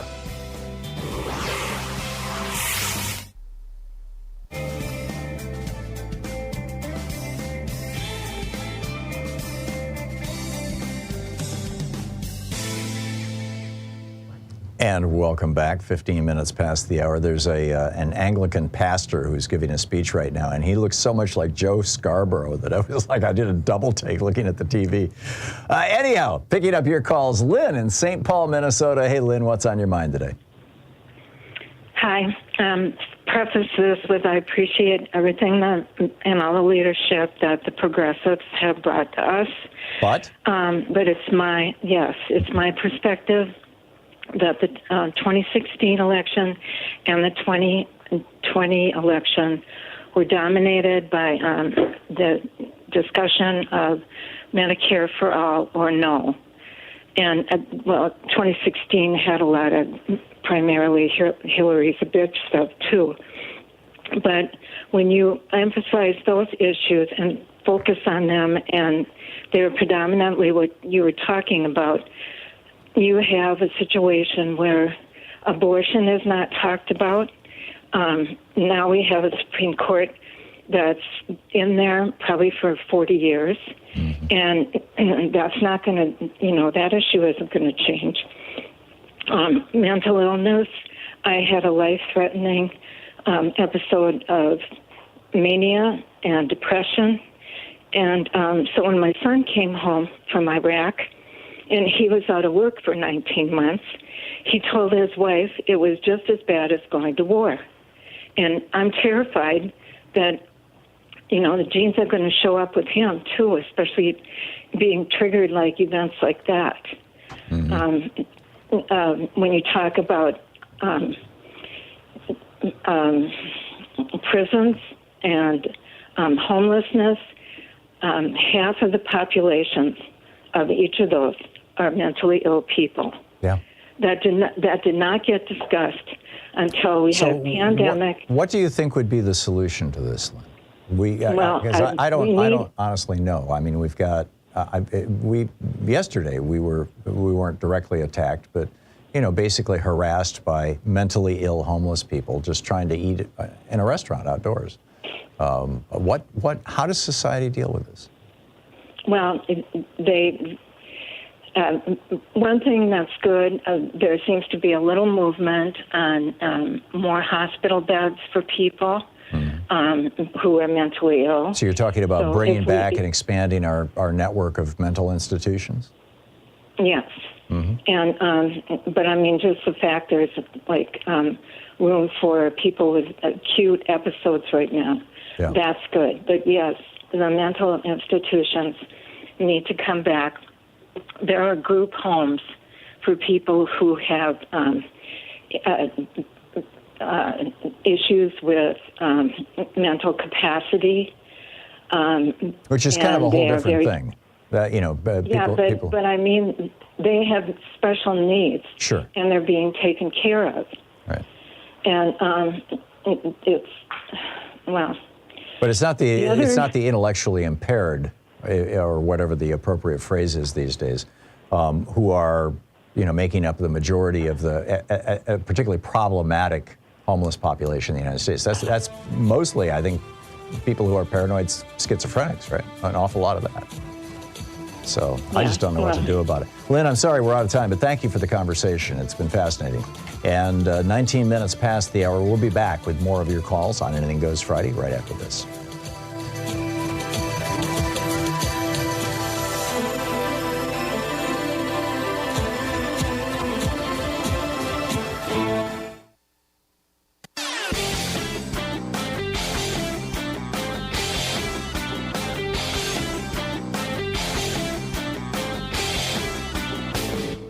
Missed my opening rant today? It's usually published over at HartmannReport.com, where you can read it and share it with your friends for free. Check it out, HartmannReport.com. And welcome back. It's 20 minutes past the hour, picking up your calls on Anything Goes Friday. Malcolm in Blue Bell, Pennsylvania. Hey, Malcolm, what's on your mind today? Yes, sir. Tom, has there been any meaningful legislation or anything passed to curtail the GOP states, the red states that have passed laws saying that they will not honor votes if they don't like the outcome of? No, there has been no pushback. I mean, there's been pushback, but there's been no successful pushback on that. The For the People Act, H.R. 1, would have outlawed that. There is right now in Congress an effort, apparently a bipartisan effort. Apparently Susan Collins is involved in this as well, and Joe Manchin, some of your so-called moderates.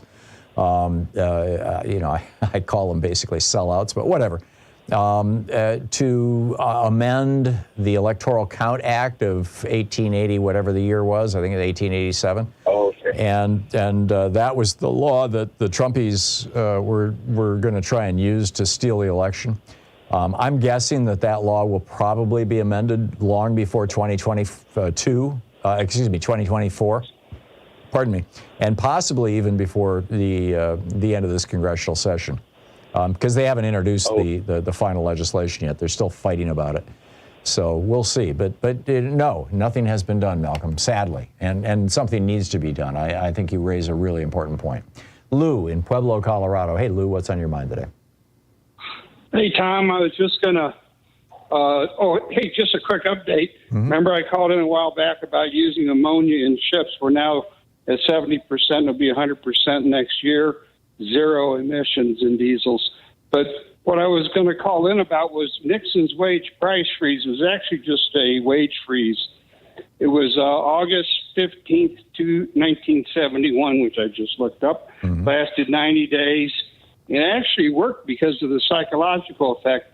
But I was working in the grocery store at the time. I got a call 2 weeks in July, and they said, come on in. We spent 2 weeks raising the price on everything in the store 50%. The wage 50? price freeze was announced 50. Yes, Whoa. Sir. And, we worked day and night because back then you actually had to mark the prices on things. I remember. And then we got done. We all went and had a barbecue and a beer because we've been working 16, 20-hour days to do this. Mm-hmm. You know, we were young and stupid, so, you know, we did it. But then after it was done, then the wage price freeze was announced. Then the boss calls up the next day and says, hey, come on back in. You're going to drop all those prices back 25 to, you know, half of the markup. Right. And the reason why was they couldn't go over the highest price they had during the wage price freeze. Oh, interesting. Yeah. I'm sure we weren't the only company. No, I'm sure you weren't. And, you know, I mean, it is government, that is a case of stark, substantial government interference in a marketplace. And wage and price controls typically, you know, they can be used over a short period of time in a crisis, like you said, to break the psychology of inflation. That was Nixon's goal. But, you know, long term, all they do is just suppress a normal trend typically. And then that once you stop them, that trend explodes. And if you don't stop them, then other things start, you know, falling apart. Like you start getting devaluation of your currencies, or you start, the most common consequence actually of wage and price controls is shortages.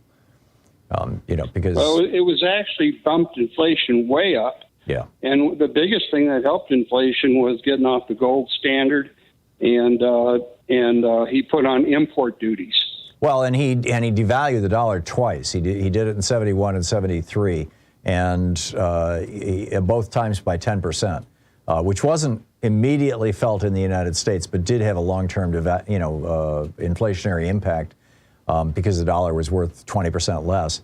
And then on top of that, of course, you had the Arab oil embargo of 73, and then the Shah, you know, the Iranian loss of Iranian oil in 1979. And all those things were the things that drove that inflation. But interesting story, Lou. Thanks for sharing that. That's a good one. And thank you for the conversation. Mark in San Clemente. Hey, Mark, how's Nixon's birthplace doing? Or Nixon's home, anyway. Yeah, it was the White House, you know, the Western White House. But, you know, actually, you know, giving him credit, he actually did come here as a kid, just like,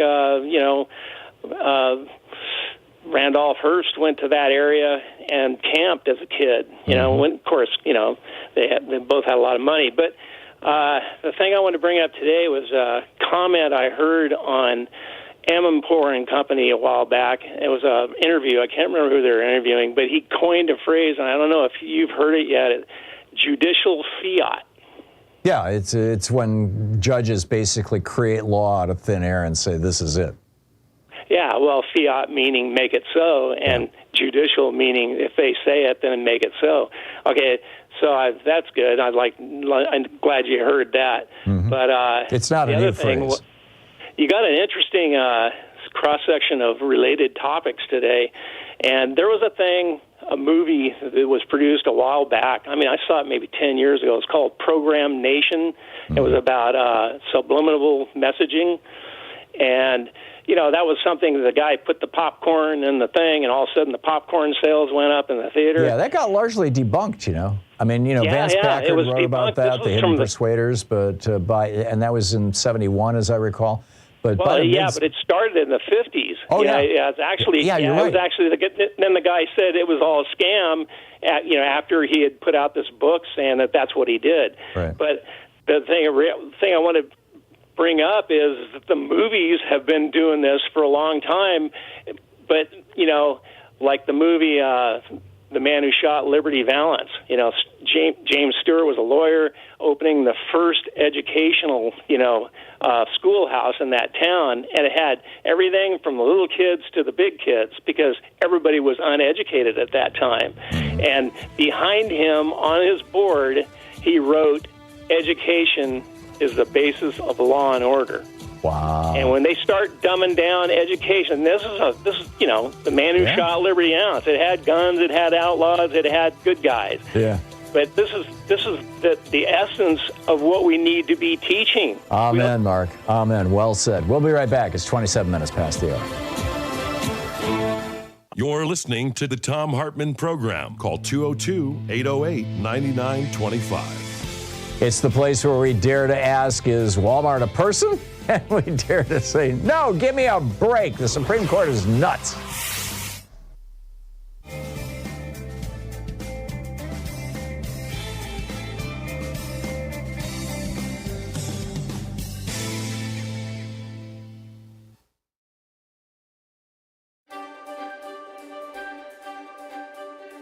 Thom Hartmann University Book Club. Today we're reading from The Crash of 2016, one of my favorites.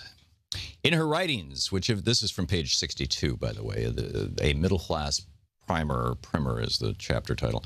In her writings, which have become foundational for libertarian theology, author Ayn Rand suggested that the only purpose of government should be to prevent oppression by force. What she neglected to consider was all the force inherent in nature. If you're hungry, there is the force of biology. If you're homeless, you confront the force of winds, storms, ice, and rain. If you're sick, you confront the ravages and force of disease. These were the forces that provoked the first governments, the first communities, the first clans and tribes, the first nation states. It's easy for libertarian elitists, such as multimillionaire TV talking heads or college kids reading Atlas Shrugged, to talk about how there should be no government beyond police, the army, and the courts.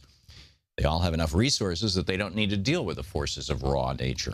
And that explains why billionaires would bankroll libertarian-leaning think tanks that will, when the crash comes with its full force, tell us it was caused by big government. However, in the real world, humans must confront both nature and other humans, which is why we create governments and why we create economies.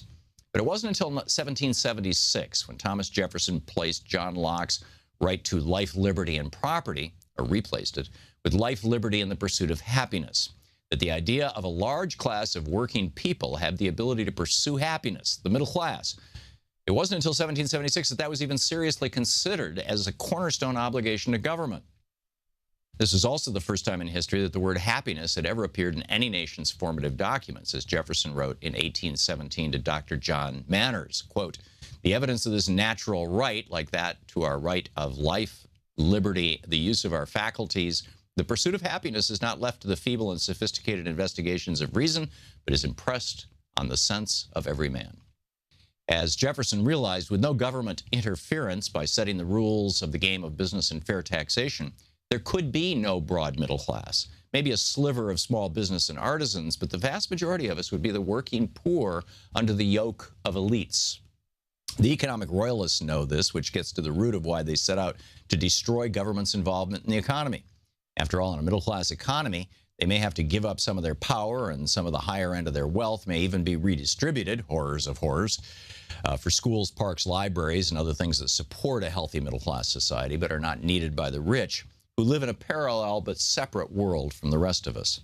As Jefferson laid out in his 1816 letter to Samuel Kercheval, a totally free market where corporations reign supreme, just like the oppressive governments of old, could transform America, quote, until the bulk of the society is reduced to be mere automatons of misery, to have no sensibilities left but for sinning and suffering. Then begins indeed the bella omnium in omnia, which some philosophers observing to be so general in this world have mistaken it for the natural instead of the abusive state of man. Although this may come as a sudden realization to many, we've really known it all our lives. In fact, in the 6,000-year history of the civilized world, a middle class emerging in any nation has been such a rarity as to be largely historically invisible. The United States has had two great periods of what we today call a middle class. The first was from the 1700s to the mid-1800s and was fueled by virtually free land for settlers, stolen from the Indians, and free labor, slavery in the South and indentured immigrants in the North. The result was, as de Tocqueville pointed out, the most well-educated, politically active, middle-class, non-aristocrats in the world. The second period didn't take hold until after World War II, during my dad's lifetime. Unlike the first, which was fueled by free land and slaves, the second had to be carefully constructed with specific and what some might define as socialist policies put in place during the New Deal, which asserted more democratic control over the economy and workplace in order to keep the economic royalists in check. To both stimulate and balance the domestic economy, FDR reinstituted progressive taxation, which gave workers more to spend and gave the rich an incentive to pay their workers better to maintain a stable workplace, since if they took the money themselves, it would just mostly go to taxes, thus stimulating demand for more goods and services. Progressive taxation has a long history. As Jefferson said in a 1785 letter to James Madison, quote, "Another means of silently lessening the inequality of property is to exempt from taxation all below a certain point and to tax the higher portions of property in geometrical progression as they rise." FDR eventually hiked the top income tax rate paid by the super rich in America to 90%. This had a twofold effect. First, it held income inequality in check and ushered in an era of equal income and a growth among all classes. Unlike the Gilded Age, when the economy grew at a blistering pace but the gains were afforded only to the robber barons, the period between 1947 and 1980 saw unparalleled equitable growth. During these 30-plus years, the poorest fifth in America saw a 116% increase in their incomes.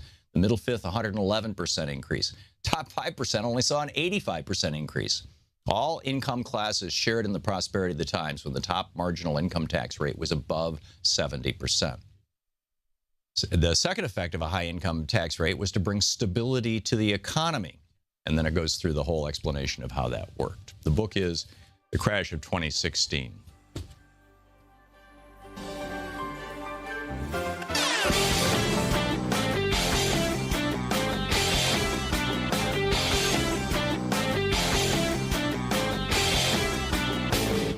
Our 1 hour free podcast recaps our show, and it's available wherever fine podcasts are found. And we have the full 3 hour podcast available over at thomhartmann.com if you want to really support our program. The New York Times has put together just an amazing graphic where they took all the record temperatures from last year, from 2021, and put the red ones being hot and blue ones being cold, put them as little dots on a map of the United States.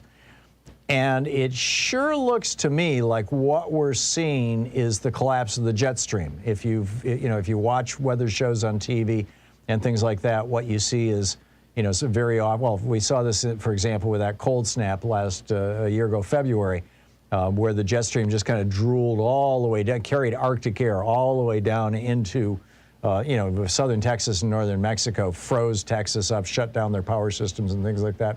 And it's blocking the movement of air here in the Pacific Northwest, and thus we're getting these massive heat waves.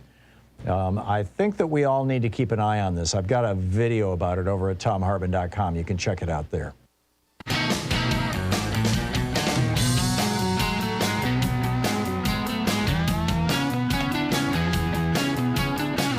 And welcome back. Anything Goes Friday, picking up your phone calls. Oh, I did want to share one story with you. We are still awash in guns. And, in the United States, we have 120 guns for every 100 people.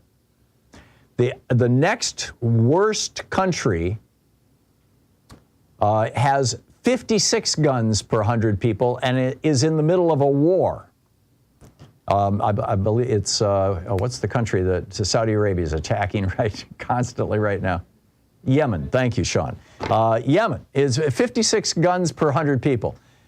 Every other country in the world is below 30 guns per 100 people, and the average for most of your developed countries in the world is under 20 guns for every 100 people. And in Asia, in in Japan, in South Korea, in Taiwan, it's less than 1 gun per 100 people.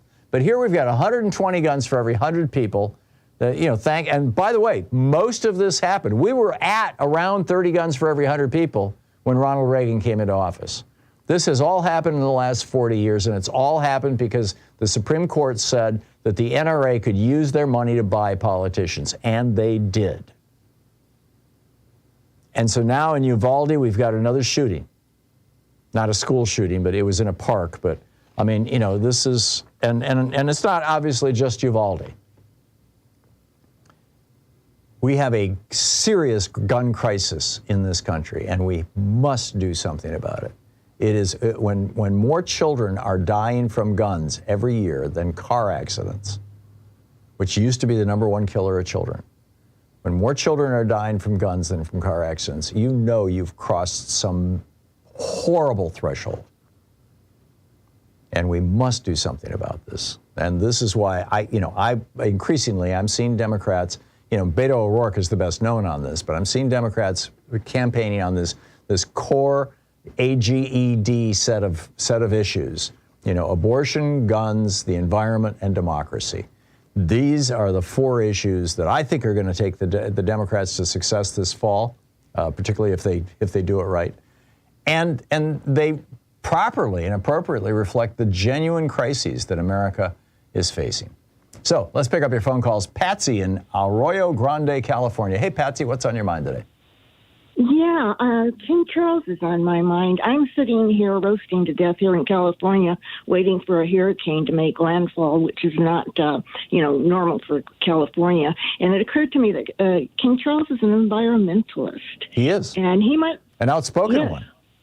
Yes, and he's joined up with Al Gore to, bring the message out about climate change and all kinds of stuff like that. Mm-hmm. And I'm beginning to think he's going to be a very good king, if he can use that global influence to do something about it, because his new prime minister, Liz Truss, has already ended the UK ban on fracking.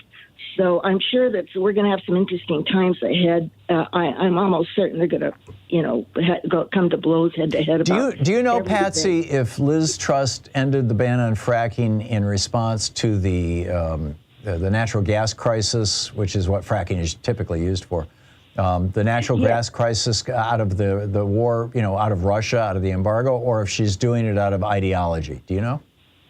I think she's doing it out of ideology. She said she was doing it because of, what you spoke of, but right. I don't believe her. Yeah.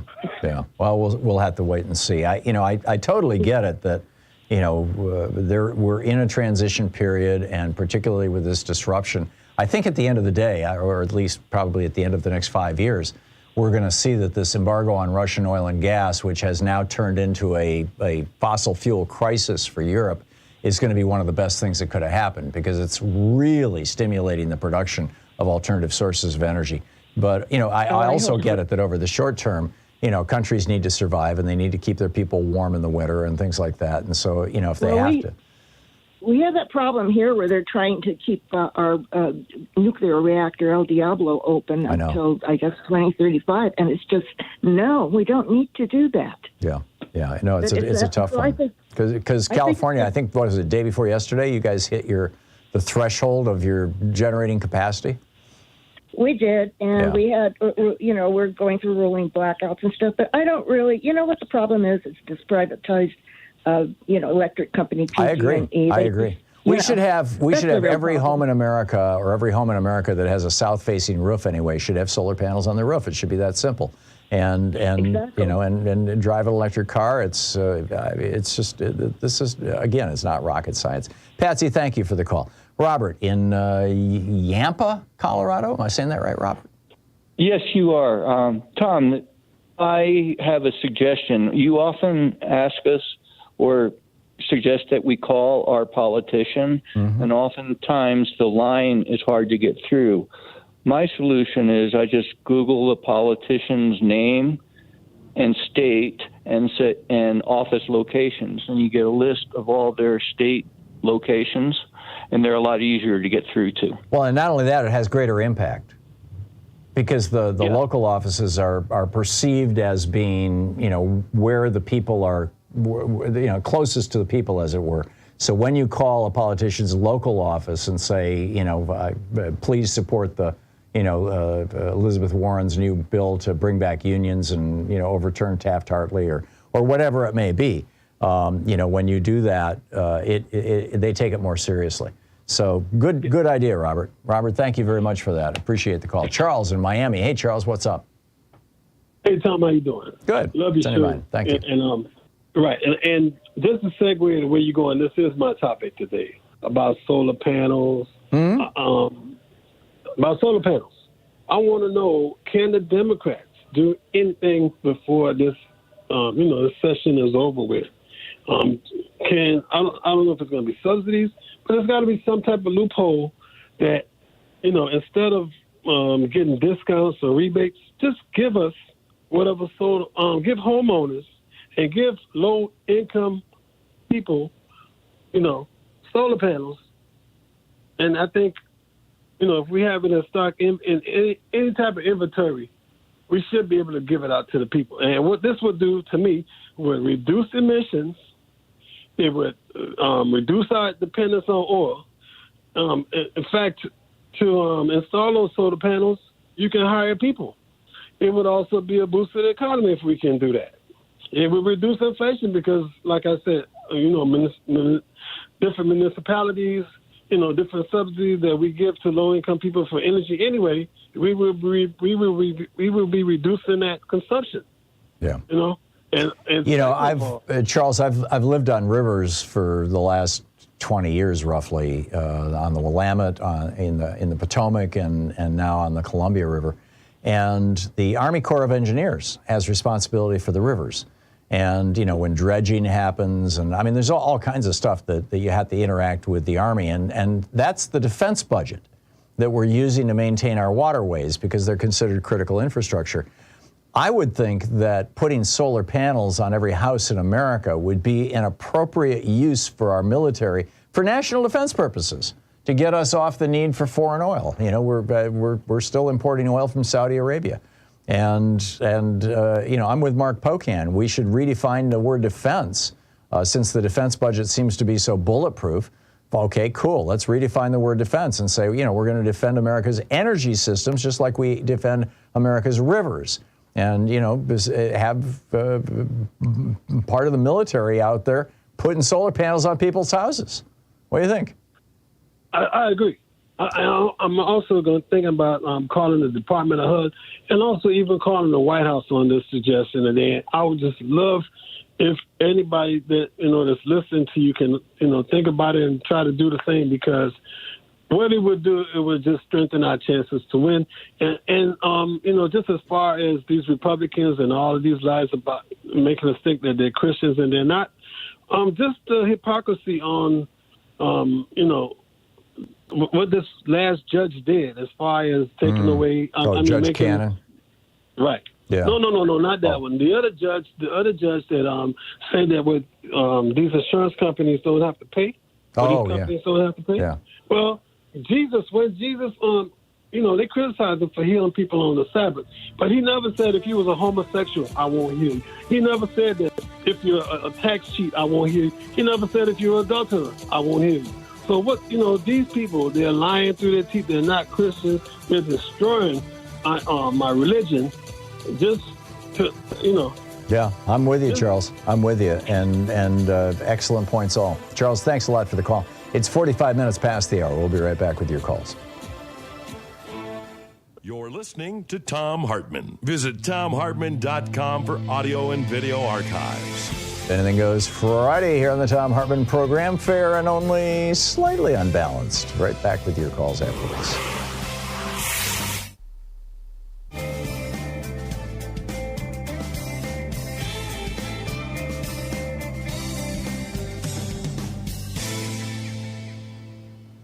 And welcome back. Joan in Boulder, Colorado. Hey, Joan, what's on your mind today? Oh, hi, Tom. It's a privilege. I have a couple things that I wanted to say. This is not the question I had, but you were talking about government in a more of a martial sense. And I would like to change the definition of government. I think the only purpose of government should be the care and prosperity of its people. Mm-hmm. Full stop. That's it. Yeah. Okay. Well, promote the general welfare. It's right there in the preamble to the Constitution. It's also in Article 1, Section 8. Yeah. The question I had, when 45 hopefully gets put in prison for espionage, doesn't that make every judge that he's appointed illegitimate? No. I'm hoping, no, it doesn't. Sadly. Darn it. I mean, wouldn't it be nice? Wipe three-headed federal judges off the bench, but the no. Supreme Court, too. They lied. The Supreme Court lied. I mean, their credibility is shot. Isn't there something that can be done about it? No, and it's horrible what he did. I mean, this Judge Cannon down in Florida, I think, is the best example. 38 years old. She'd never tried a case in her life. She'd never written a brief of any kind that had been published anywhere or gone through any kind of peer review process. She was, her only credential was that she was young, she was a hardcore right-wing Trump humper, and she was a member of the Federalist Society. That's it. And you can tell from her writings in this case where Trump went, jurisdiction shopping to try to put a stop to the FBI's prosecution of him, or investigation of him anyway. You can tell by her writings that she doesn't know what she's doing. She's totally over her head. God, I would hate to be anybody who gets dragged before her courtroom for anything. I mean, this woman is fundamentally incompetent and probably stupid. Yeah. Well, can't the Bar Association do something about it? The Bar Association can complain about her, but the only way that you could remove a federal judge is through impeachment.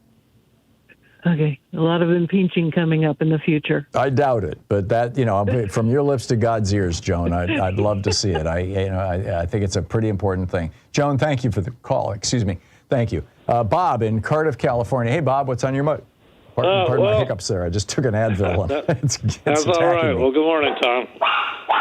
Oh, geez, sometimes my dog doesn't like it when I talk to people. That's okay. What's up, Bob? A lady called a little bit earlier, and she said she'd had mental problems and was worried that her son coming back from Iraq would have problems and this and that.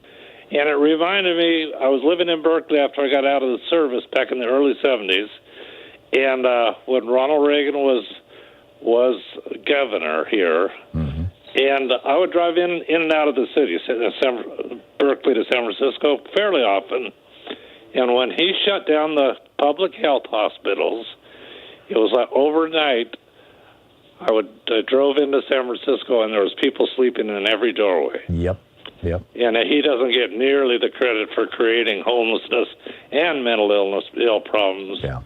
I completely agree. I mean, I hitchhiked out from Michigan to San Francisco in 1968 and lived in San Francisco that summer, or a chunk of that summer, and Berkeley for a while.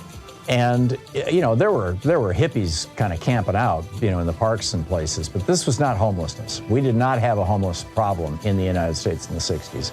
And Reagan shutting down the mental institutions, it was just the beginning of the end. Bob, thank you.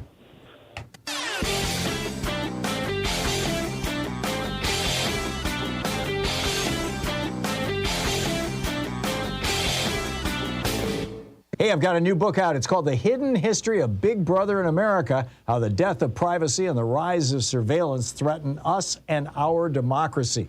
Available wherever you find fine books. A fellow over on Twitter, Paul Ferry, put together an amazing Twitter thread with clips from newspapers starting in 1894. In 1894, the newspaper was saying, nobody wants to work anymore. In 1905, nobody wants to work anymore. In 1916, nobody wants to work anymore. The story is a little more than that, but I'm going through this quickly. 1922, what's the cause of unemployment and hard times? Nobody wants to work anymore. 1937, orchardists complain of shortage of labor because nobody wants to work anymore. 1940, nobody wants to work anymore, says the governor of Wisconsin. 1952, nobody wants to work anymore. 1969, Sunday segment on the TV news titled, Nobody Wants to Work Anymore.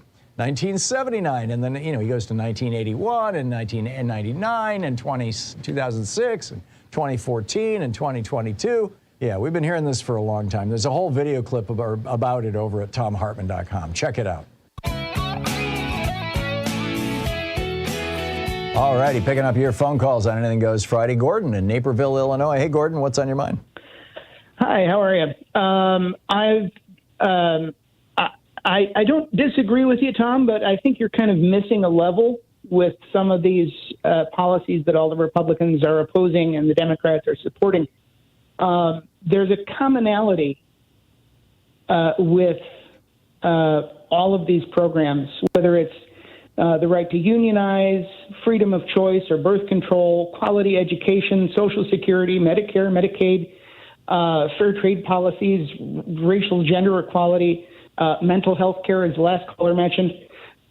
These are all things that, as an end result, alleviate poverty. That's an excellent point. That was my opening rant. In 1900, fewer than 5% of Americans were in what we would today call the middle class. Now it's 45%. It was a peak of 65% during Reagan, when Reagan came into office, before the Reagan Revolution. And what FDR referred to as the economic royalists, you were talking about them earlier in the week. To them, poverty is power. The more impoverished the population is, the more power they have. Yeah, this was the point that Russell Kirk made in 1951. Yeah.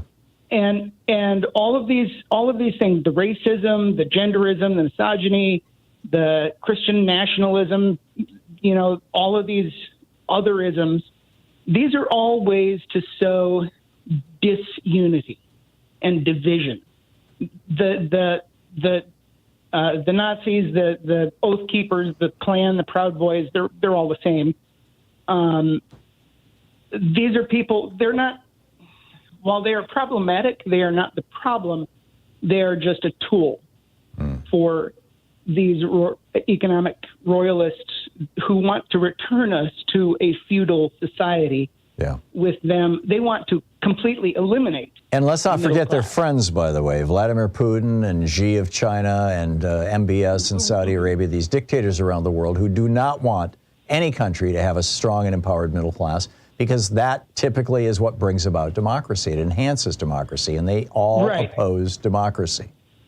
And the way to fight that, the only successful way that you're ever going to fight a feudal overlord is with a unified front, an actual unified population.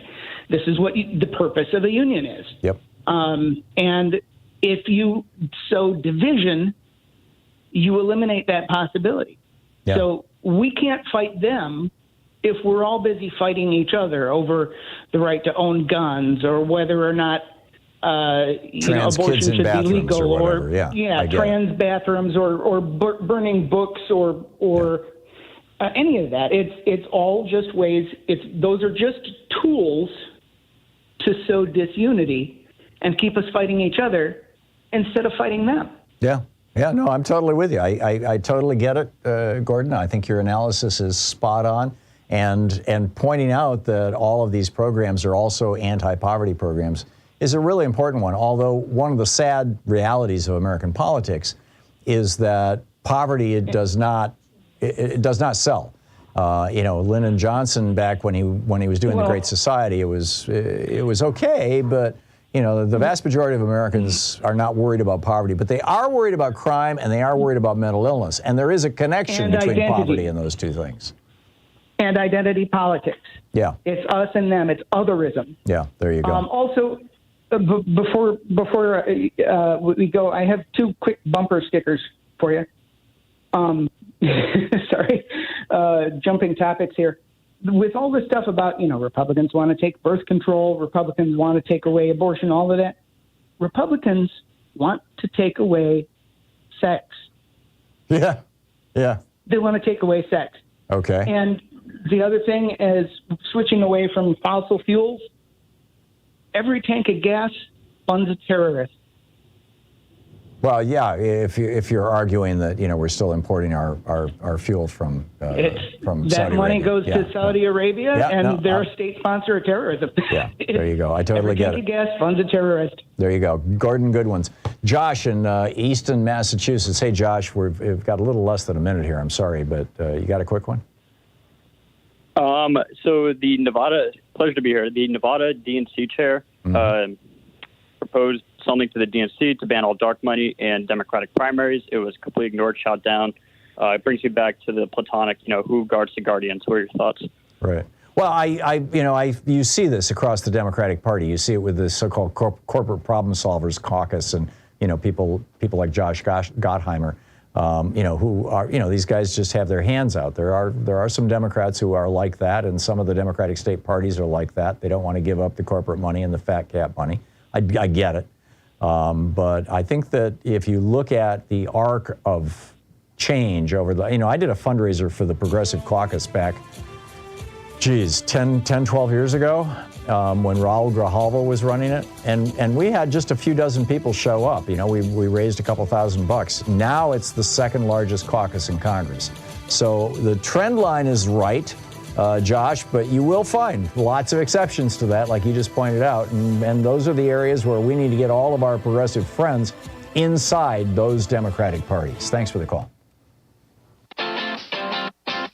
You're listening to Thom Hartmann. In addition to bringing you the Thom Hartmann Program here on Free Speech TV and Video Media Online, We also have a whole set of ways you can interact with us and tools you can use to spread the word about the importance of democracy and the threats to it in our republic. First, there's your daily homework. Sue Nethercutt puts together a daily email newsletter that has a link to every story I discuss on the air, so you can find my sources and you can share them with your friends. It's free and you can sign up at thomhartmann.com. Second, I publish my daily take every day over at the hartmannreport.com website. That's also free if you want the daily 5 days a week rant in your inbox. No ads either. Third, we have the podcasts. There's the free 1-hour version of our daily show that's advertising supported. You can find that wherever you get your podcasts normally. And then there's also the podcast of the entire 3-hour show with no advertisements, and that's available by subscription over at thomhartmann.com. So check them all out at thomhartmann.com and hartmannreport.com.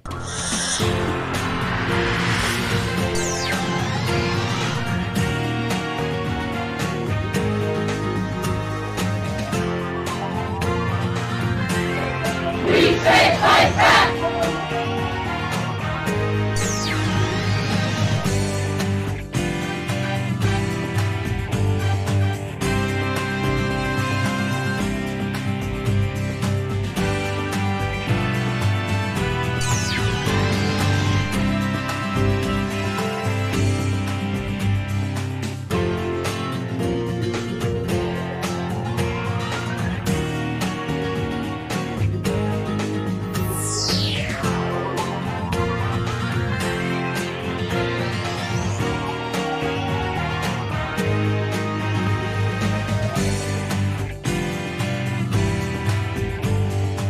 Our book today in the Thom Hartmann Book Club is Tyranny, From Plato to Trump, Fools, Sycophants, and Citizens by Andrew Fiala. This is from the preface. It starts out with a quote from Mary Wollstonecraft from her book, A Vindication of the Rights of Women. Quote, tyrants would have cause to tremble if reason were to become the rule of duty. We recently witnessed the failure of a would-be tyrant who attempted to subvert the rule of law and overturn the result of a democratic election. The American system was pushed toward a cliff, but constitutional guardrails slowed things down. Conscientious people pumped the brakes, and the system held. This was a lesson of tyranny averted. We should take stock and learn what worked and what needs improvement in our system and in our souls. And while the American crisis of 2020-2021 was frightening, a broader historical perspective helps. The threat of tyranny is common, but the cure is well known. It involves virtuous citizenship and a stable constitution. The tyrant's rise and fall is an old story. Consider, a plague descended on the nation as the tyrant ranted and raved, refusing to admit that he was the cause of the nation's ills. The tyrant lived in a fantasy world of his own creation. He refused to accept what was said by those who spoke truth to power. Instead, he listened only to those who flattered his ego and encouraged him in his delusions. The nation suffered profoundly under the tyrant and his plague. He tried to blame the plague on some other scapegoat. Members of the public were seduced by the tyrant and his sycophants to sacrifice everything on behalf of a lie. Violence erupted. When the awful truth was finally revealed, the chorus reached a tragic conclusion. Our lives were mere shadows, and then there's a block of poetry here. Our lives were mere shadows, happiness fades away to nothing. The tyrant's fall reminds us that no human creation lasts forever. Plague and trouble make victims of us all. This is from Oedipus, the Tyrant, lines 1190. This is the story of Oedipus. It is also the story of Donald Trump. The players in this tragedy are found throughout history. They are the tyrant, his sycophants, and the moronic masses. The tyrant rages, the sycophants simper, the masses cheer and howl, fight and die. As the plague spreads, good things fall apart and decency suffers. This tragedy brings with it the risk of despair. The good news is that the cure for this disease is well known. It is, as Mary Wollstonecraft suggested, reason. Life in general must be made reasonable. This means we need a reasonable constitution as well as wise and virtuous citizens. Wisdom and virtue work together to prevent tyranny, Plato and Aristotle knew this, as did John Adams. Adams wrote in his diary when he was Vice President of the United States, quote, "Tyranny can scarcely be practiced upon a virtuous and wise people." But wisdom, virtue, and reason are often lacking. Wollstonecraft, I've got my Marys wrong. This is Wollstonecraft, I'm sorry. Wollstonecraft laments the fact that, quote, "tyranny in whatever part of society it rears its brazen front will ever undermine morality. Tyranny is not only a political problem, it is also a moral and spiritual one. It afflicts our souls as well as churches, businesses, and family life." Wollstonecraft's important contribution was to argue that for the liberation of women in an era when women were oppressed by the tyranny of patriarchal families. Wollstonecraft was a contemporary of Thomas Jefferson and other thinkers of the 18th century Enlightenment. Despite their claims to enlightenment, the heroes of this tradition suffered from moral blindness, as we all do. Jefferson's words inspired a revolution against the tyrant King George III. The words inscribed in the Jefferson Memorial state, "I have sworn upon the altar of God eternal hostility against every form of tyranny over the mind of man."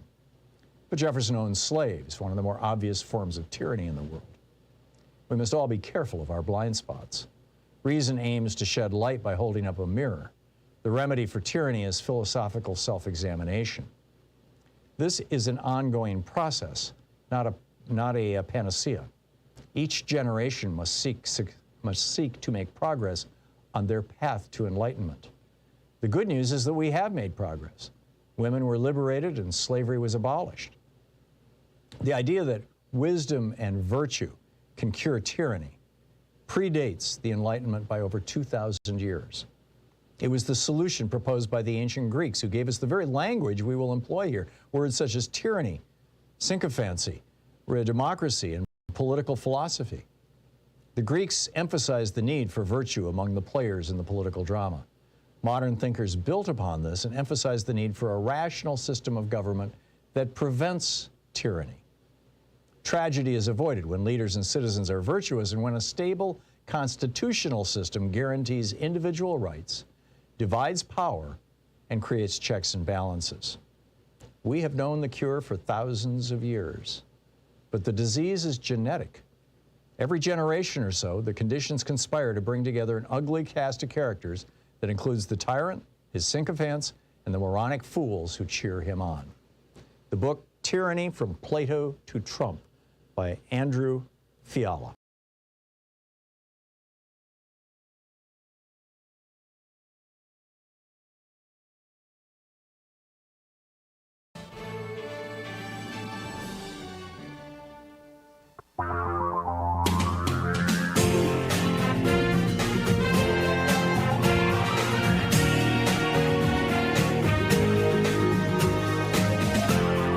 This is the Thom Hartmann Program. Welcome back to the third hour of our program. A couple of stories I wanted to share with you real quickly here. Today is the anniversary of the uprising at the Attica prison in upstate New York. It happened on September 9th, 1971. 1,281 convicts occupied an exercise field. It was called D Yard, where they held, I remember this well, where they held 39 prison guards and employees hostage for 4 days. And finally, the prison authorities came in and basically just machine gunned the place. And not only killed the 10 of the hostages and 29 of the inmates, but seriously injured 89 other people. It was just a horrible way to end this standoff. The inmates were frustrated with the chronic overcrowding. They were complaining about censorship of their letters. They were complaining about living conditions that limited them to 1 shower a week and 1 roll of toilet paper a month. And many of them were thinking of themselves, probably correctly so, as political prisoners. I mean, you know, keep in mind, this was Richard Nixon's war on drugs, which was, as John Ehrlichman later told us, his war on black people and on hippies. And some of them were ending up in Attica. Autopsies show, by the way, after the raid, this bloody raid, 89 people injured, 10 hostages, a bunch of inmates were killed. After that, the authorities came out and said that it was the inmates who had done the killing, and that they were slashing people's throats and stuff like that. In fact, they even claimed that one of the hostages had been castrated. It made the news. I mean, it was wild, these wild accusations coming out of the prison authorities at Attica. But when they did the autopsies, what they found was that all 10 of the hostages had simply been shot to death by the police. It was that simple. This was the worst prison riot in U.S. history. 43 people killed, including the 39 in the yard. And afterwards, the police engaged in these brutal reprisals against the prisoners, forcing them to run a gauntlet of nightsticks, to crawl naked across broken glass, and other tortures, and then not giving them medical care afterwards. In January of 2000, a New York State judge ordered an $8 million settlement to be given to former and current inmates. It went to about 500 people who were inmates in that prison. But we still have a prison system that is based on the idea of punishment rather than rehabilitation. And so it shouldn't be a surprise that when people come out of prison, there's a high level of recidivism, offending again here in the United States. It's the complete opposite in Norway, for example, and Michael Moore lays this out in his movie, Where to Invade Next. And if you've never seen that movie, you need to watch that movie, Where to Invade Next by Michael Moore. And he goes to Norway and he visits their prisons. And their entire focus is on rehabilitation, on bringing people back into society. I mean, yes, there's the occasional person like Anders Breivik, the guy who murdered 74 people, including children, because they were liberals, who's going to be in one of these prisons for the rest of his life. So they do have, the ability to hold people. He's got a 20-year sentence, but there will be more after that. But basically, their job is to bring people back into society. And bring them back into society in a way that's not a threat to society. And I think that that's something that we should be talking about, and we don't. Another important story in the news today is, and this is really good news, is this town in Connecticut, or this county, Bucks County, Connecticut. There's a company that privatizes septic systems, sewer systems for cities. And there's about 100,000 residents in the 31 towns across Bucks County, Montgomery, and Chester counties, and they pay an average right now of around $48 a month for their water and sewer, and which is pretty good. We're paying over $100 a month here in Portland. But according to the Philadelphia Inquirer, this company Aqua, which they were proposing to privatize the sewer system and the water system of this company. They were going to double that. They were going to raise the rate to $88 a month. Because, whenever you privatize anything, the quality goes down because now the company's looking to cut corners to increase profits. And the cost goes up. It's very simple. I mean, neoliberals and conservatives and Republicans have been selling us on privatization forever. And for a while, we bought it. And, it has not done us any good. It is not a good thing. Finally, in Georgia, there's a big concern. We are now learning that one of the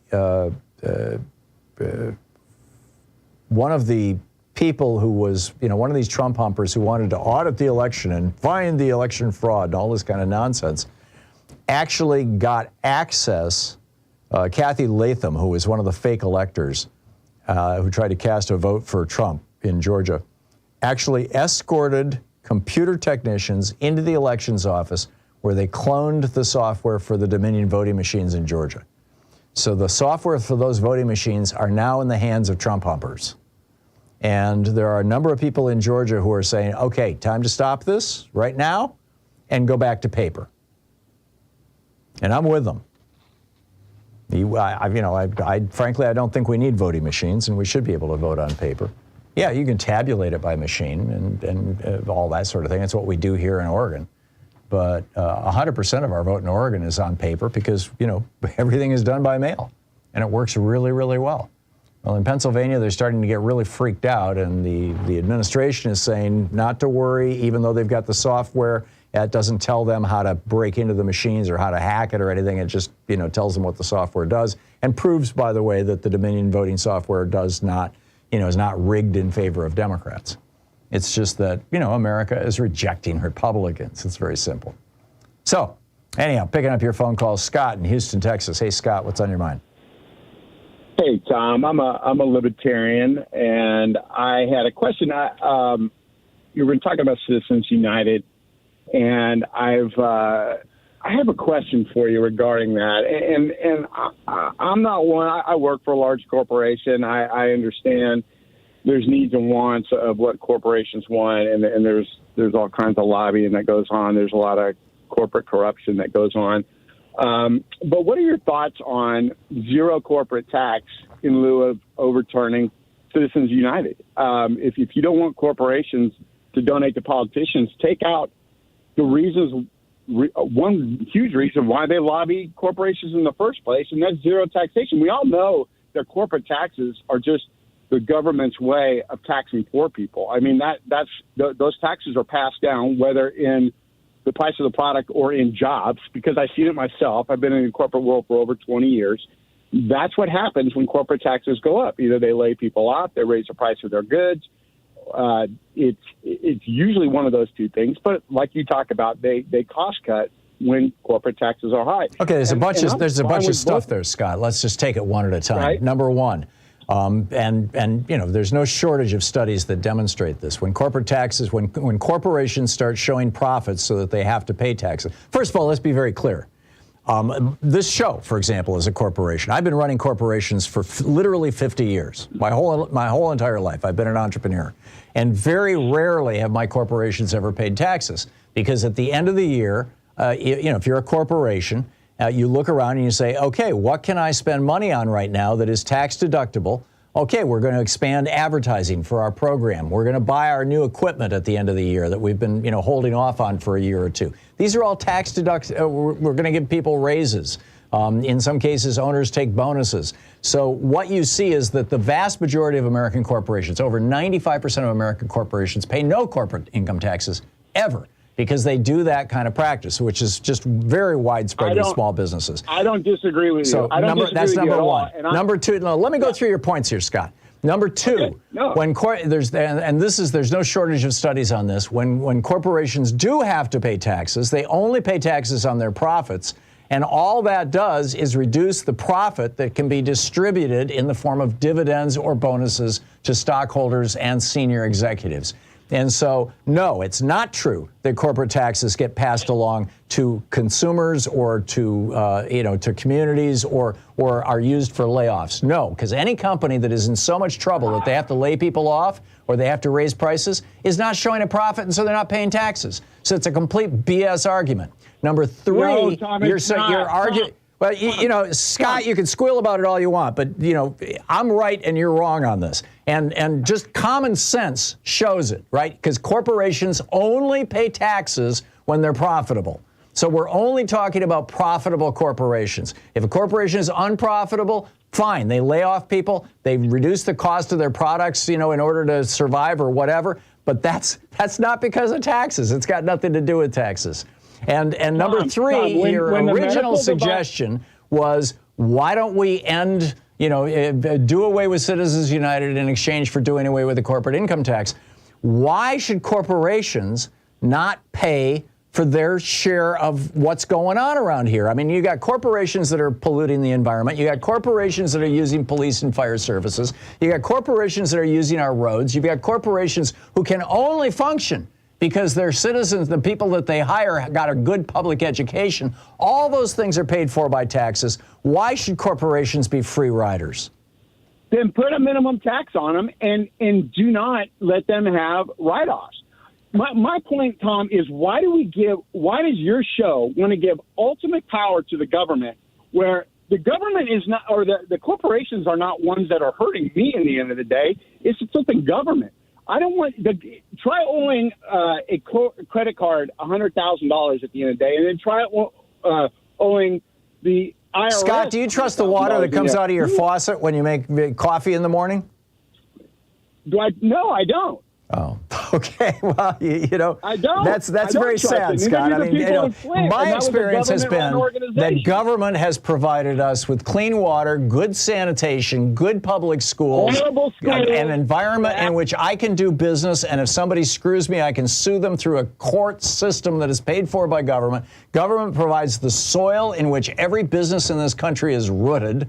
Government has a huge role to play in the quality of life in America. And I get it that libertarians, you know, people like yourself have been suckered into this weird belief system by the right-wing billionaires who don't want to pay any taxes and don't want to have any accountability and want to be able to pollute without end, you know, world without end, amen.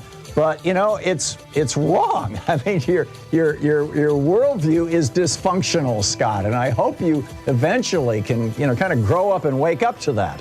It's great for high school kids, right? They love it, but it really doesn't work in the real world. This is the Thom Hartmann Program. 18 minutes past the hour. We'll be right back with your calls. Anything Goes Friday.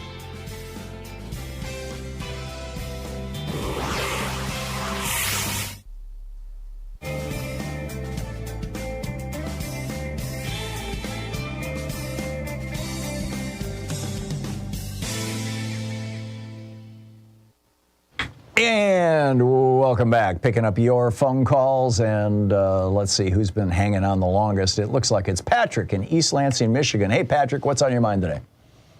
Hi, Tom. I was hoping you could talk about what it took to form a union in Lansing, Michigan at the Chipotle. And the reason I was hoping you'd talk about that is I think this is a huge issue that covers a huge swath of American workers, and it would solve the Democratic Party's turnout problem and bring faith. If we had community support for people forming unions like we had in Lansing, and if we deemed that part of our identity of the democracy work we're doing, we could see a huge shift. And I just want to tell you personal stories from having witnessed it. Please do, Patrick, because you know it and I don't. I just know it happened. I don't know the details, so go for it. Well, the first place to look is on Slate, September 8th, and read the article, What It Took to Form Chipotle's First Union. It covers the whole issue beautifully, but what basically happened was the union members were one of 100 different Chipotles that filed for, did a union organizing, and they're the first to succeed in the whole country.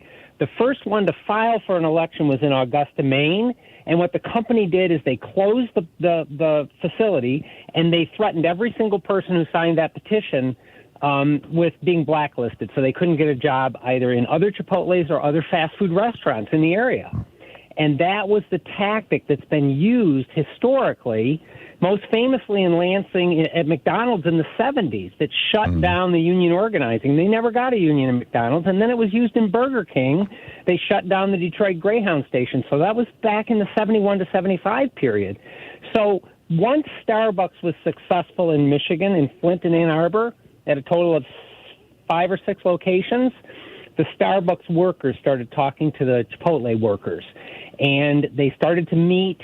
They started to get support from the nurses union. They started to get support from the MSU graduate student union. And they were pretty clear they had a majority. So they filed for an election.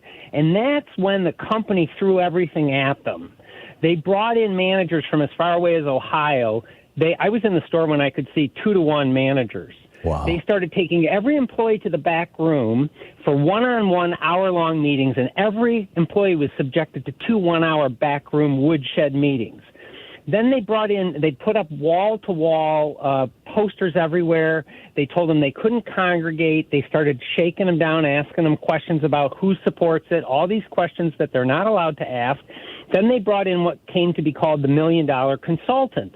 And she proceeded she's a person who comes from a big law firm who's rolled out by the retail sector to all the different fast food retail outlets, like all the ones on that block, you know, McDonald's, Popeye, Wendy's, KFC, all the same union consultants work for all of these industry players.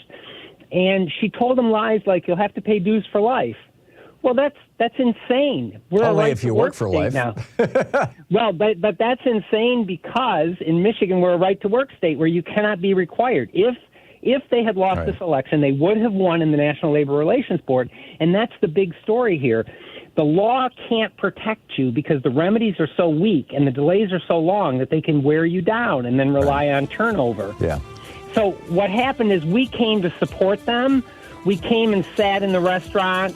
We put dollar bills that said, "Don't believe paid professional liars." We gave our names for our order as Union Strong, so every order that came up was Union Strong. My question to you is, will you do a program on this? Bring in Jane McAlevey or any of the people that have been part of it. Send me a note with some resources for that. I'd love to. Thank you. Thank you very much. Thank you.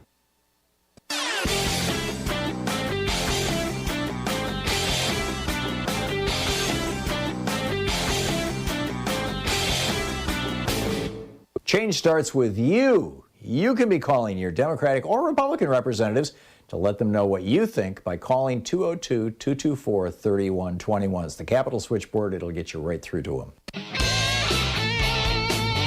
It's 23 minutes past the hour. Welcome back. Kevin in is it Mason, Ohio? Or yeah, Mason, Ohio. What's up, Kevin? Thanks, Tom. Great to have you back. I'm calling about Upton Sinclair. And I really encourage you to look at him on Wikipedia. The guy was incredible. And yeah, I read part of The Jungle back when I was in high school, but I haven't read any of his other works.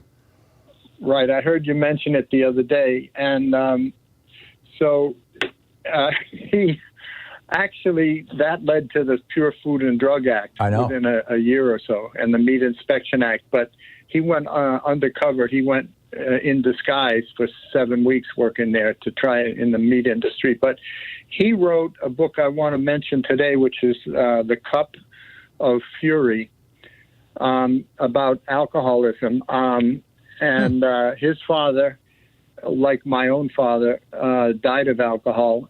His father sold alcohol and drank himself to death. My father ran a steel mill in central Massachusetts and drank himself to death. I've got 13 and a half years of sobriety, so I have some authority on the subject. It is a very important problem facing our country. It's and we can imprison people for smoking a herbal thing that grows in the ground, but this kind of industry is running the show. He wrote The Cup of Fury, describing Jack London and about 75 other friends of his who died of it, including Sinclair Lewis. He talks about Hemingway was an alcoholic.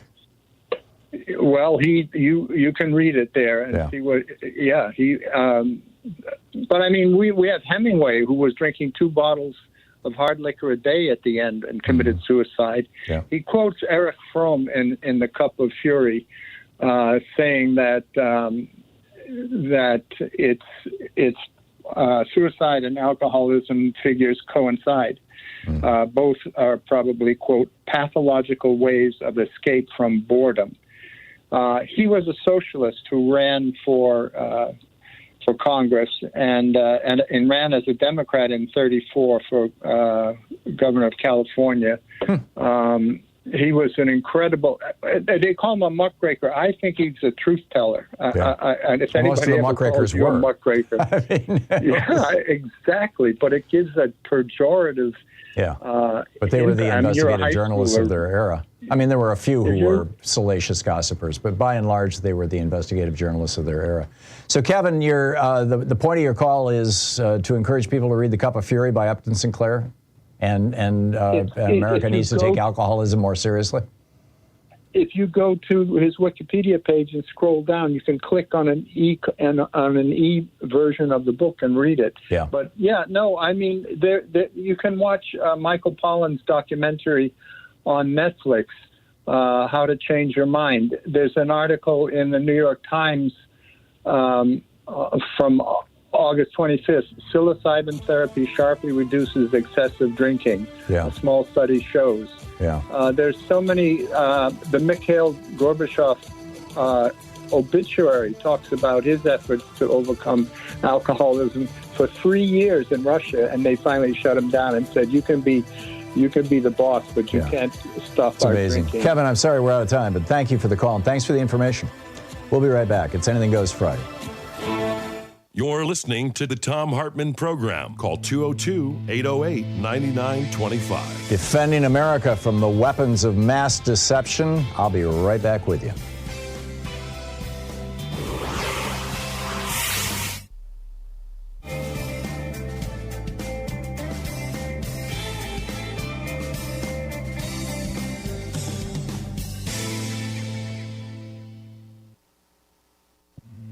This is the Thom Hartmann Program. Today's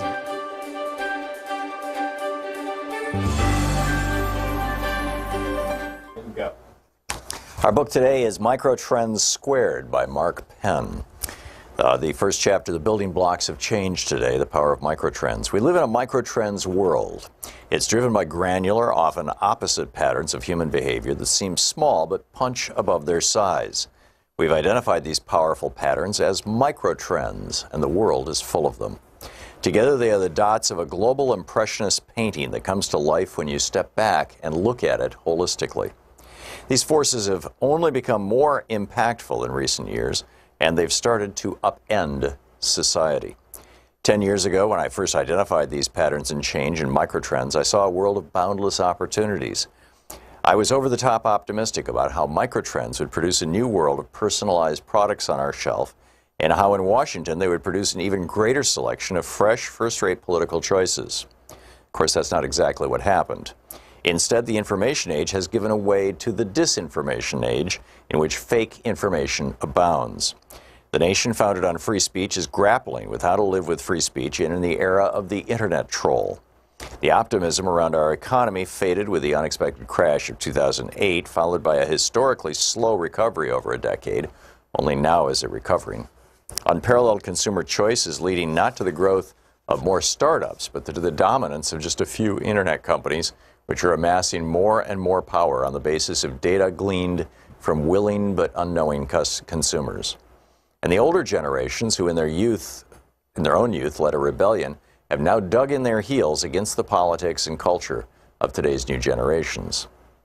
What makes the microtrend such a powerful tool in this moment is that it can unpack and explain changes that we're seeing that otherwise make no sense. On the surface, for example, the middle class can seem to be shrinking, and this is alarming. But it is only by digging deeper and seeing that education is driving more people into the upper classes that we can come to understand these overall statistics at a more molecular level. Often, two diametrically opposed trends are occurring at the same time, which would be invisible in the averages, but which leap out when understood as the result of a cauldron of microtrends. Today in politics, for example, there is no overall ideological shift. Instead, one group of moderates became more conservative and another group became more liberal, causing society to become both more liberal and more conservative at the same time, essentially canceling each other out.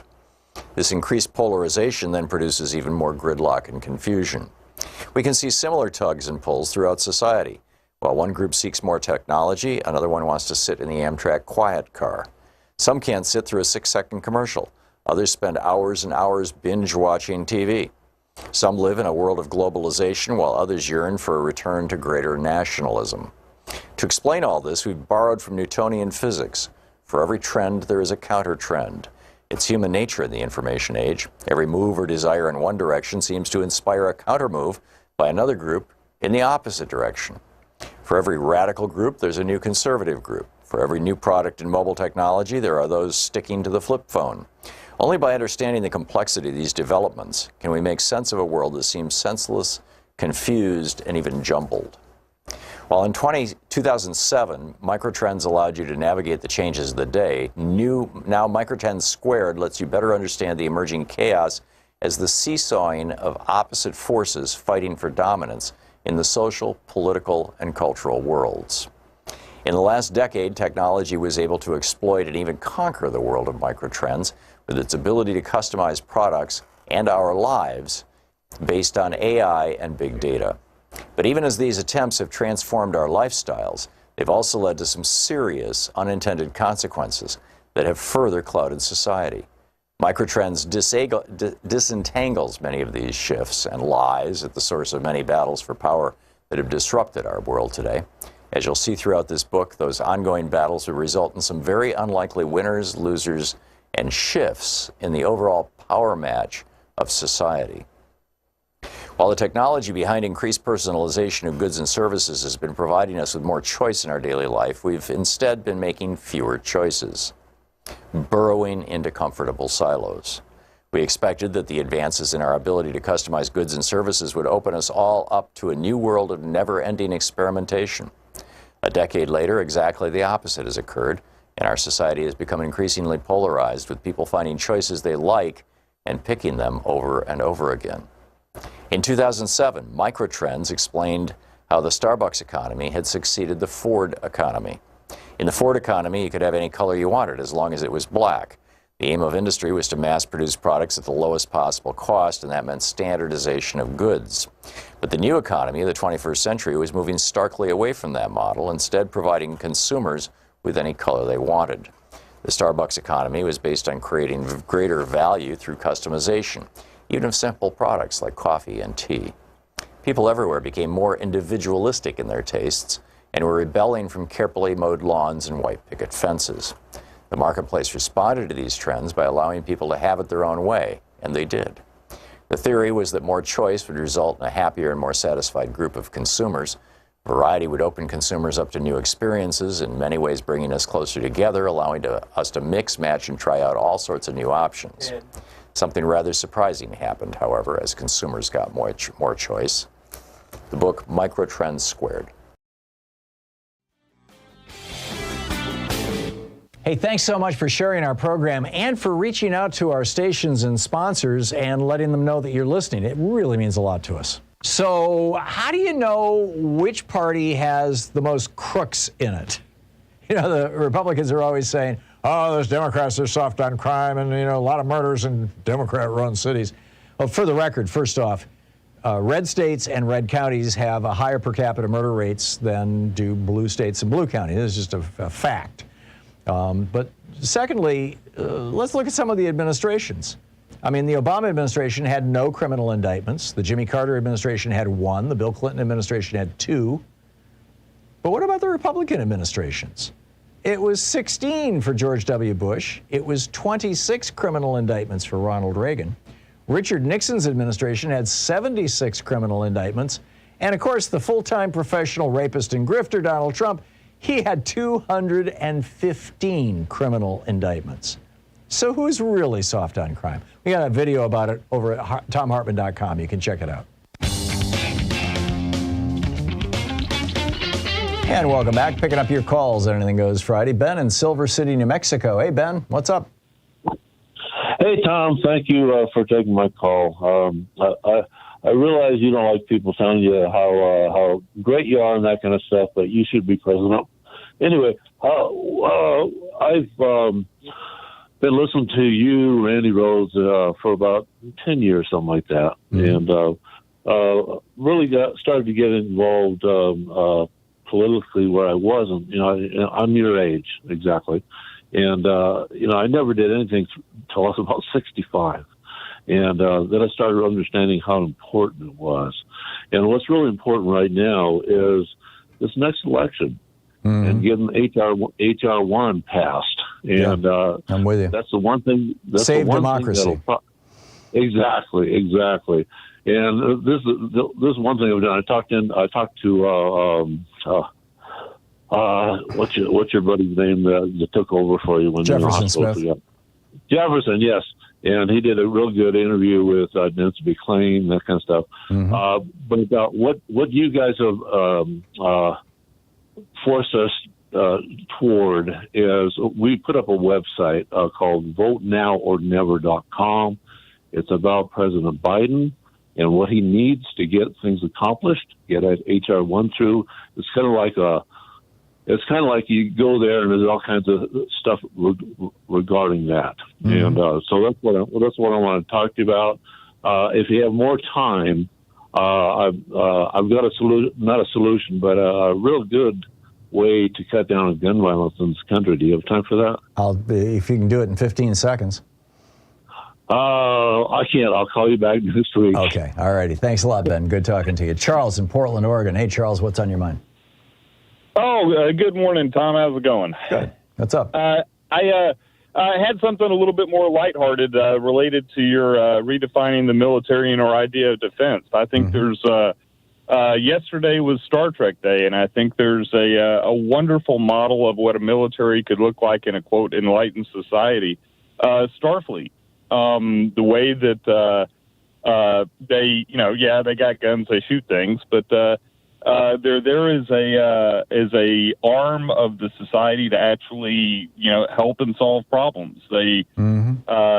They're not, they're just for defense. There is exploration and helping this society, and it's an excellent model. It's fun and it's fantasy, but if we're going to look to how things are going to change, that's always been a really a bright point to me. So I just wanted to advocate. That's for a sweet idea, today, Charles. and live long and prosper. Okay, thanks a lot, Charles. That is a sweet idea.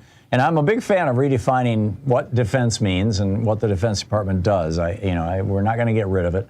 That's pretty clear. So let's do something with it appropriate.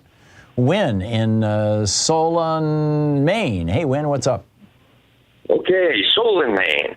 Yes, you had a young lady on, and the conversation you had evolved to where you made the comment, every south-facing roof should have solar panels on it. Yeah, I said that. I just kind of FYI you here. You got to be kind of careful with that one. I have solar panels, and I've had them for 25 years. I'm all about the alternative energy and whatnot. But not everybody can put solar panels on their roofs. It's really weather and latitude dependent. Now, there's a lot of homes up where I live, which is in Maine, where if there were solar panels on the roof, there'd be a lot of roofs caving in the middle of winter. Because? Not a good roof. Because the bracketing, when you put it on your roof, those solar panels are going to cause a buildup of snow, which will never shed off your roof. Well,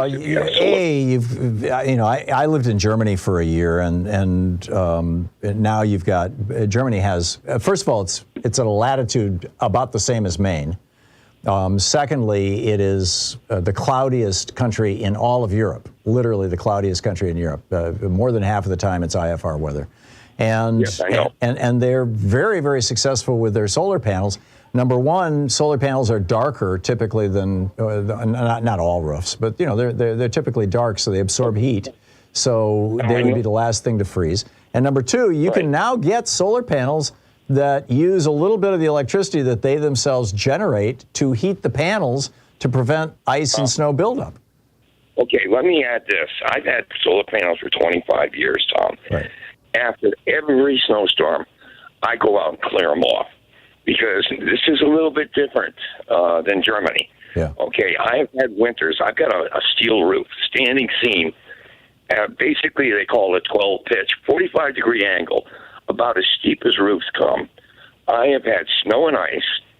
Winter before last, this was up there all winter long. Sure. And I lived in New Hampshire and Vermont between the two of them for about 15 years, so I know what you're talking about.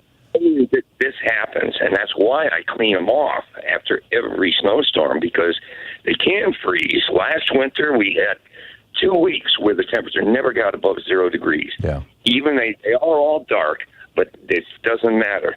Right. They still stayed. Wynn, have you looked into any of this new solar technology that has heaters built into it specifically for climates like yours?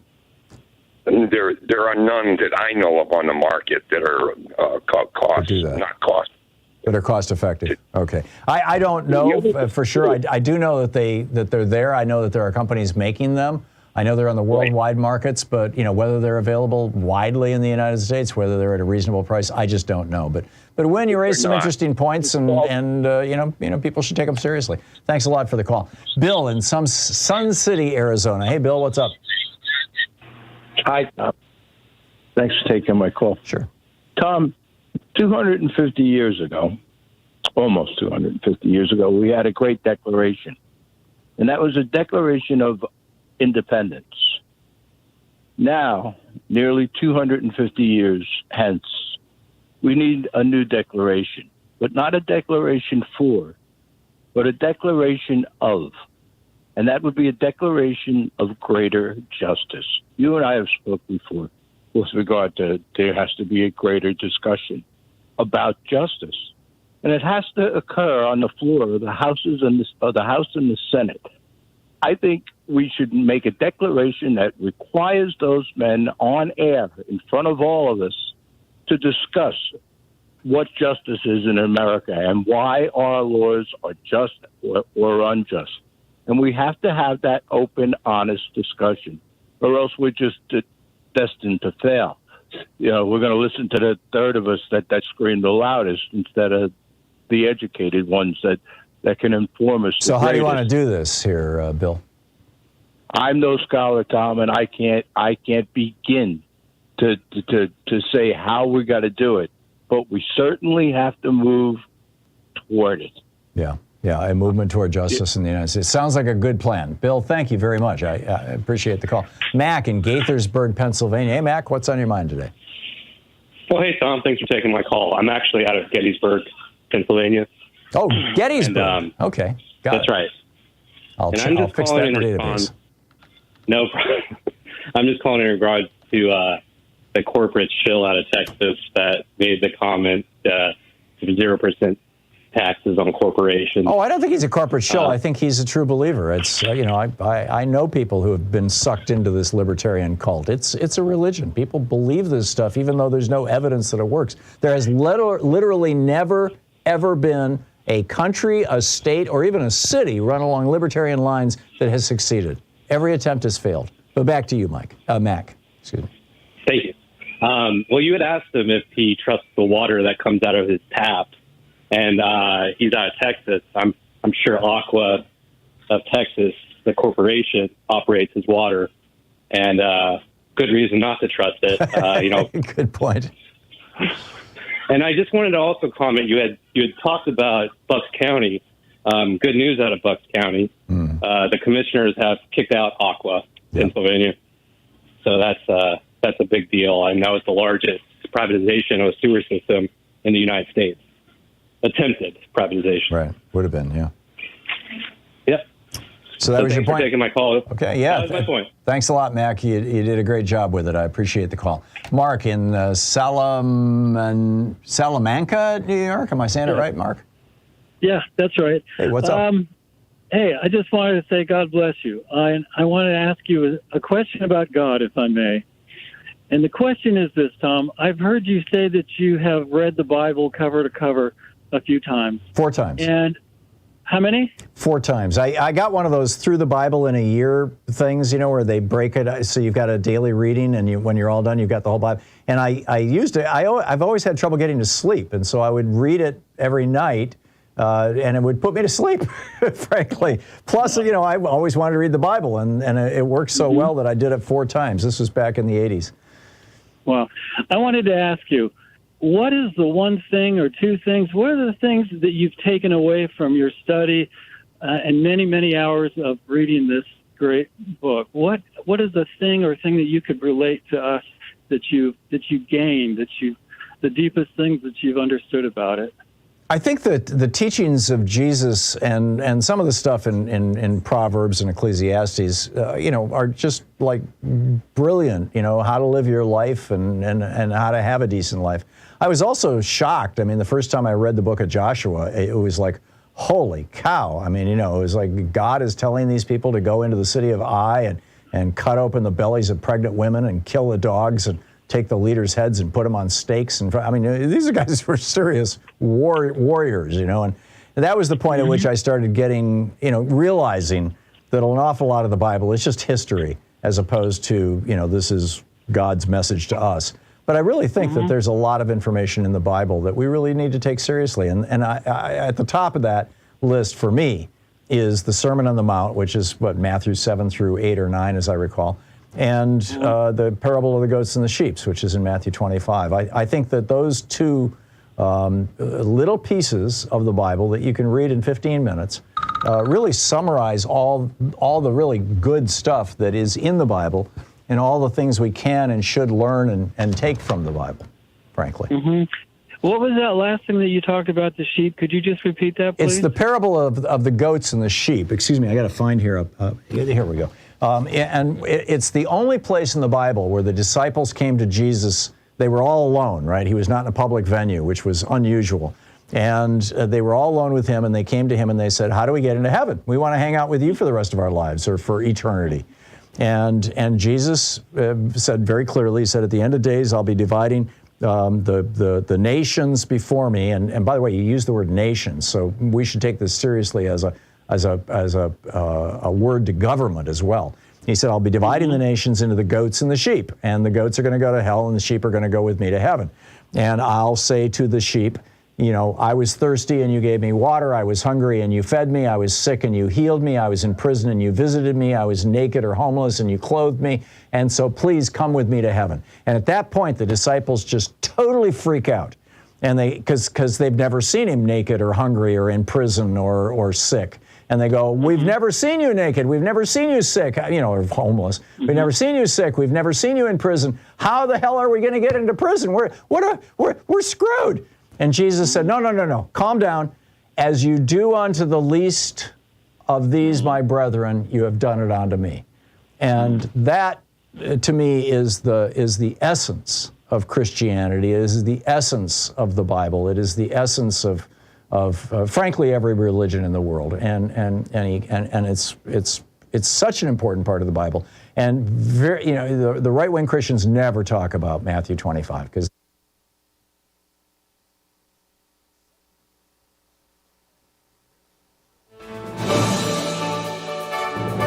Mark, I got to move along, but thank you for the call. It's great to hear from you. Joe in Minneapolis. Hey, Joe, what's on your mind? Yeah, I just have a question here. You're hearing all the Trump supporters saying Trump took the documents because he could, and I'm thinking, well, that's a mechanics of it. I'd like to know why he thought he had to write or had to take the documents in the first place. And I guess if you ever get a chance to run across one of the supporters, if you could please ask them that. Yeah, I would love to know. I have three theories. One is that he thought he could sell them. And it may well be that that's why Jared Kushner got $2 billion. And we have no idea how many billions of dollars Mohammed bin Salman or his friends wired to Donald Trump's personal offshore secret accounts in Panama or wherever they may be. So that's one possibility. He sold them. And that might be why there's a bunch of empty folders. And that might be the stuff that Rand Paul, in his little secret private mission to Moscow back a couple of years ago, delivered to Russian intelligence. Another theory is that it was a dead man switch, that these were the things that he would threaten the United States government with releasing or publicizing or handing to foreign governments if they ever tried to prosecute him for as many crimes. The third theory is that he's just nuts. He's just a collector. Who knows? Thanks for the call. Hey, special thanks. Yeah, no, this isn't the final break, is it? We'll be right back. 50 minutes past the hour. 10 minutes to go. You're listening to Thom Hartmann. Visit thomhartmann.com for audio and video archives. We'll be right back. Stick around.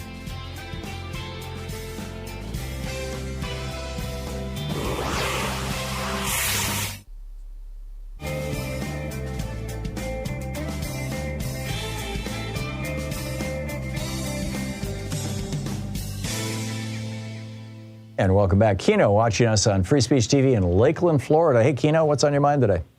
Hey, Tom, wanted to bring to your attention on Morning Joe a couple of days ago, Mike Barnacle was talking to David Plouffe, who used to work with Obama, and Mike asked, shouldn't the Democrats in the campaign this fall emphasize that Republicans' policies are cruel and that the way they want to abolish abortion, but then they do not want to provide extra money for children and so on. Now, I think cruel is a strong word, and I think it could be said they're mean-spirited, but what do you think about that as a theme for Democrats across the nation? Now, I wrote a letter to Jamie Harrison, the chair of the Democratic Party, and Val Demings is running for Senate here in Florida. I wrote letters to them if the letters get to them. I sometimes think the post office may be corrupted by the Republicans who monitor mail. I wouldn't worry about that, Keno. But, odds are that they personally won't read them. Somebody on their staff will. But they do keep track of those things. They do convey those messages.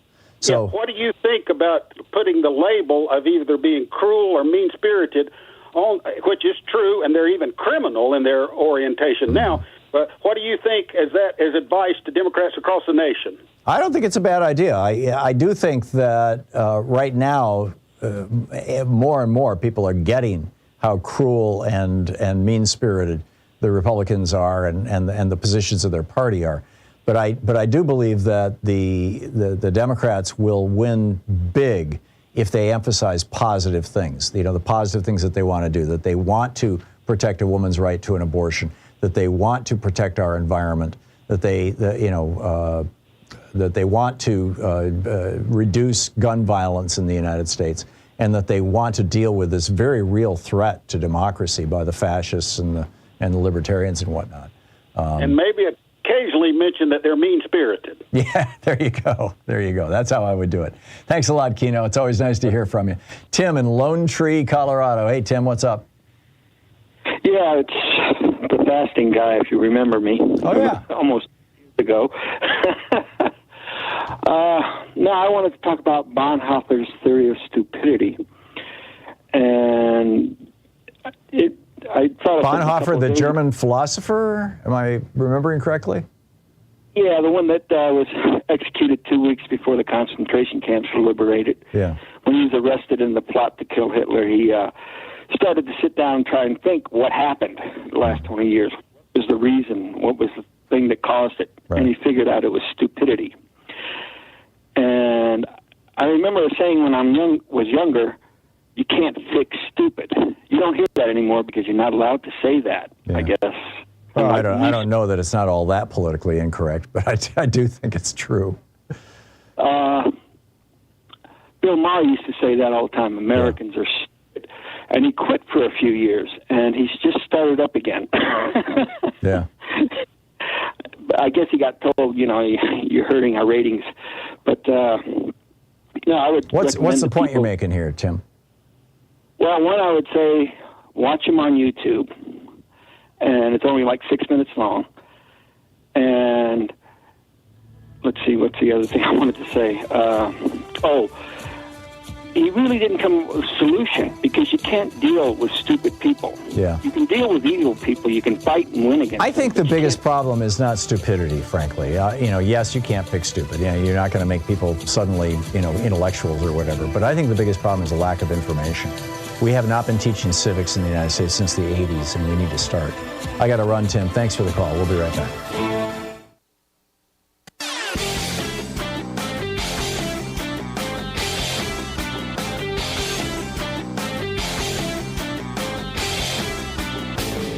Sure, Tom. And welcome back. Picking up your phone calls here on Anything Goes Friday. Regina in Sacramento. Hey, Regina, what's up? Thanks for listening to SiriusXM.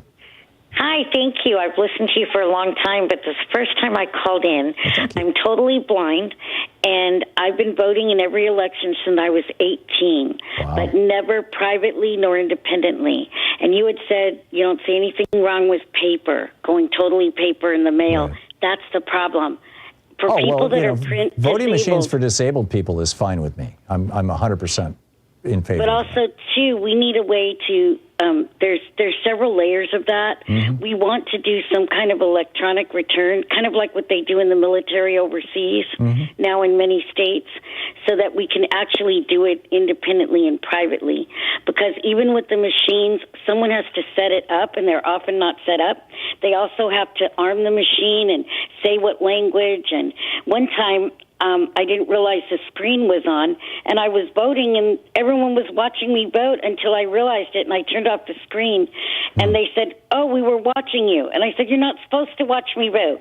Right. Like, they should have told me to turn that off. Right. I had no way of knowing at that time because I was younger and dumber. Now I ask, is the screen on or off?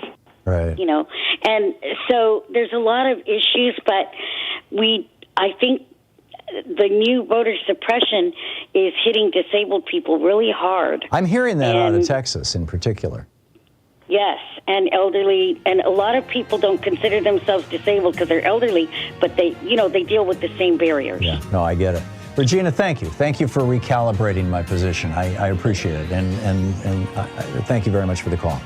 Hey, special thanks to Louise Hartman, Sean Taylor, Nate Atwell, Jamie Holly, Joyce the Hammer, Nance, Nigel Peacock, Sue Nethercutt, Patrick Hoyt, Geraldine Halbert, The Ron Hartenbaum, Chase Spross, Nicholas Miller, Pat Sweeney, Jay LeBlanc, Al Gorilla Rhythm, Connor Arroyo, and Carna Verity, all the folks who work to make this program and our little chat room over on YouTube work. Thank you so much. And so get out there, get active, tag You're It. We got a big election coming up, a lot to do. Have a wonderful weekend. I'll see you on Monday. You've been listening to Thom Hartmann. For audio and video archives, visit thomhartmann.com.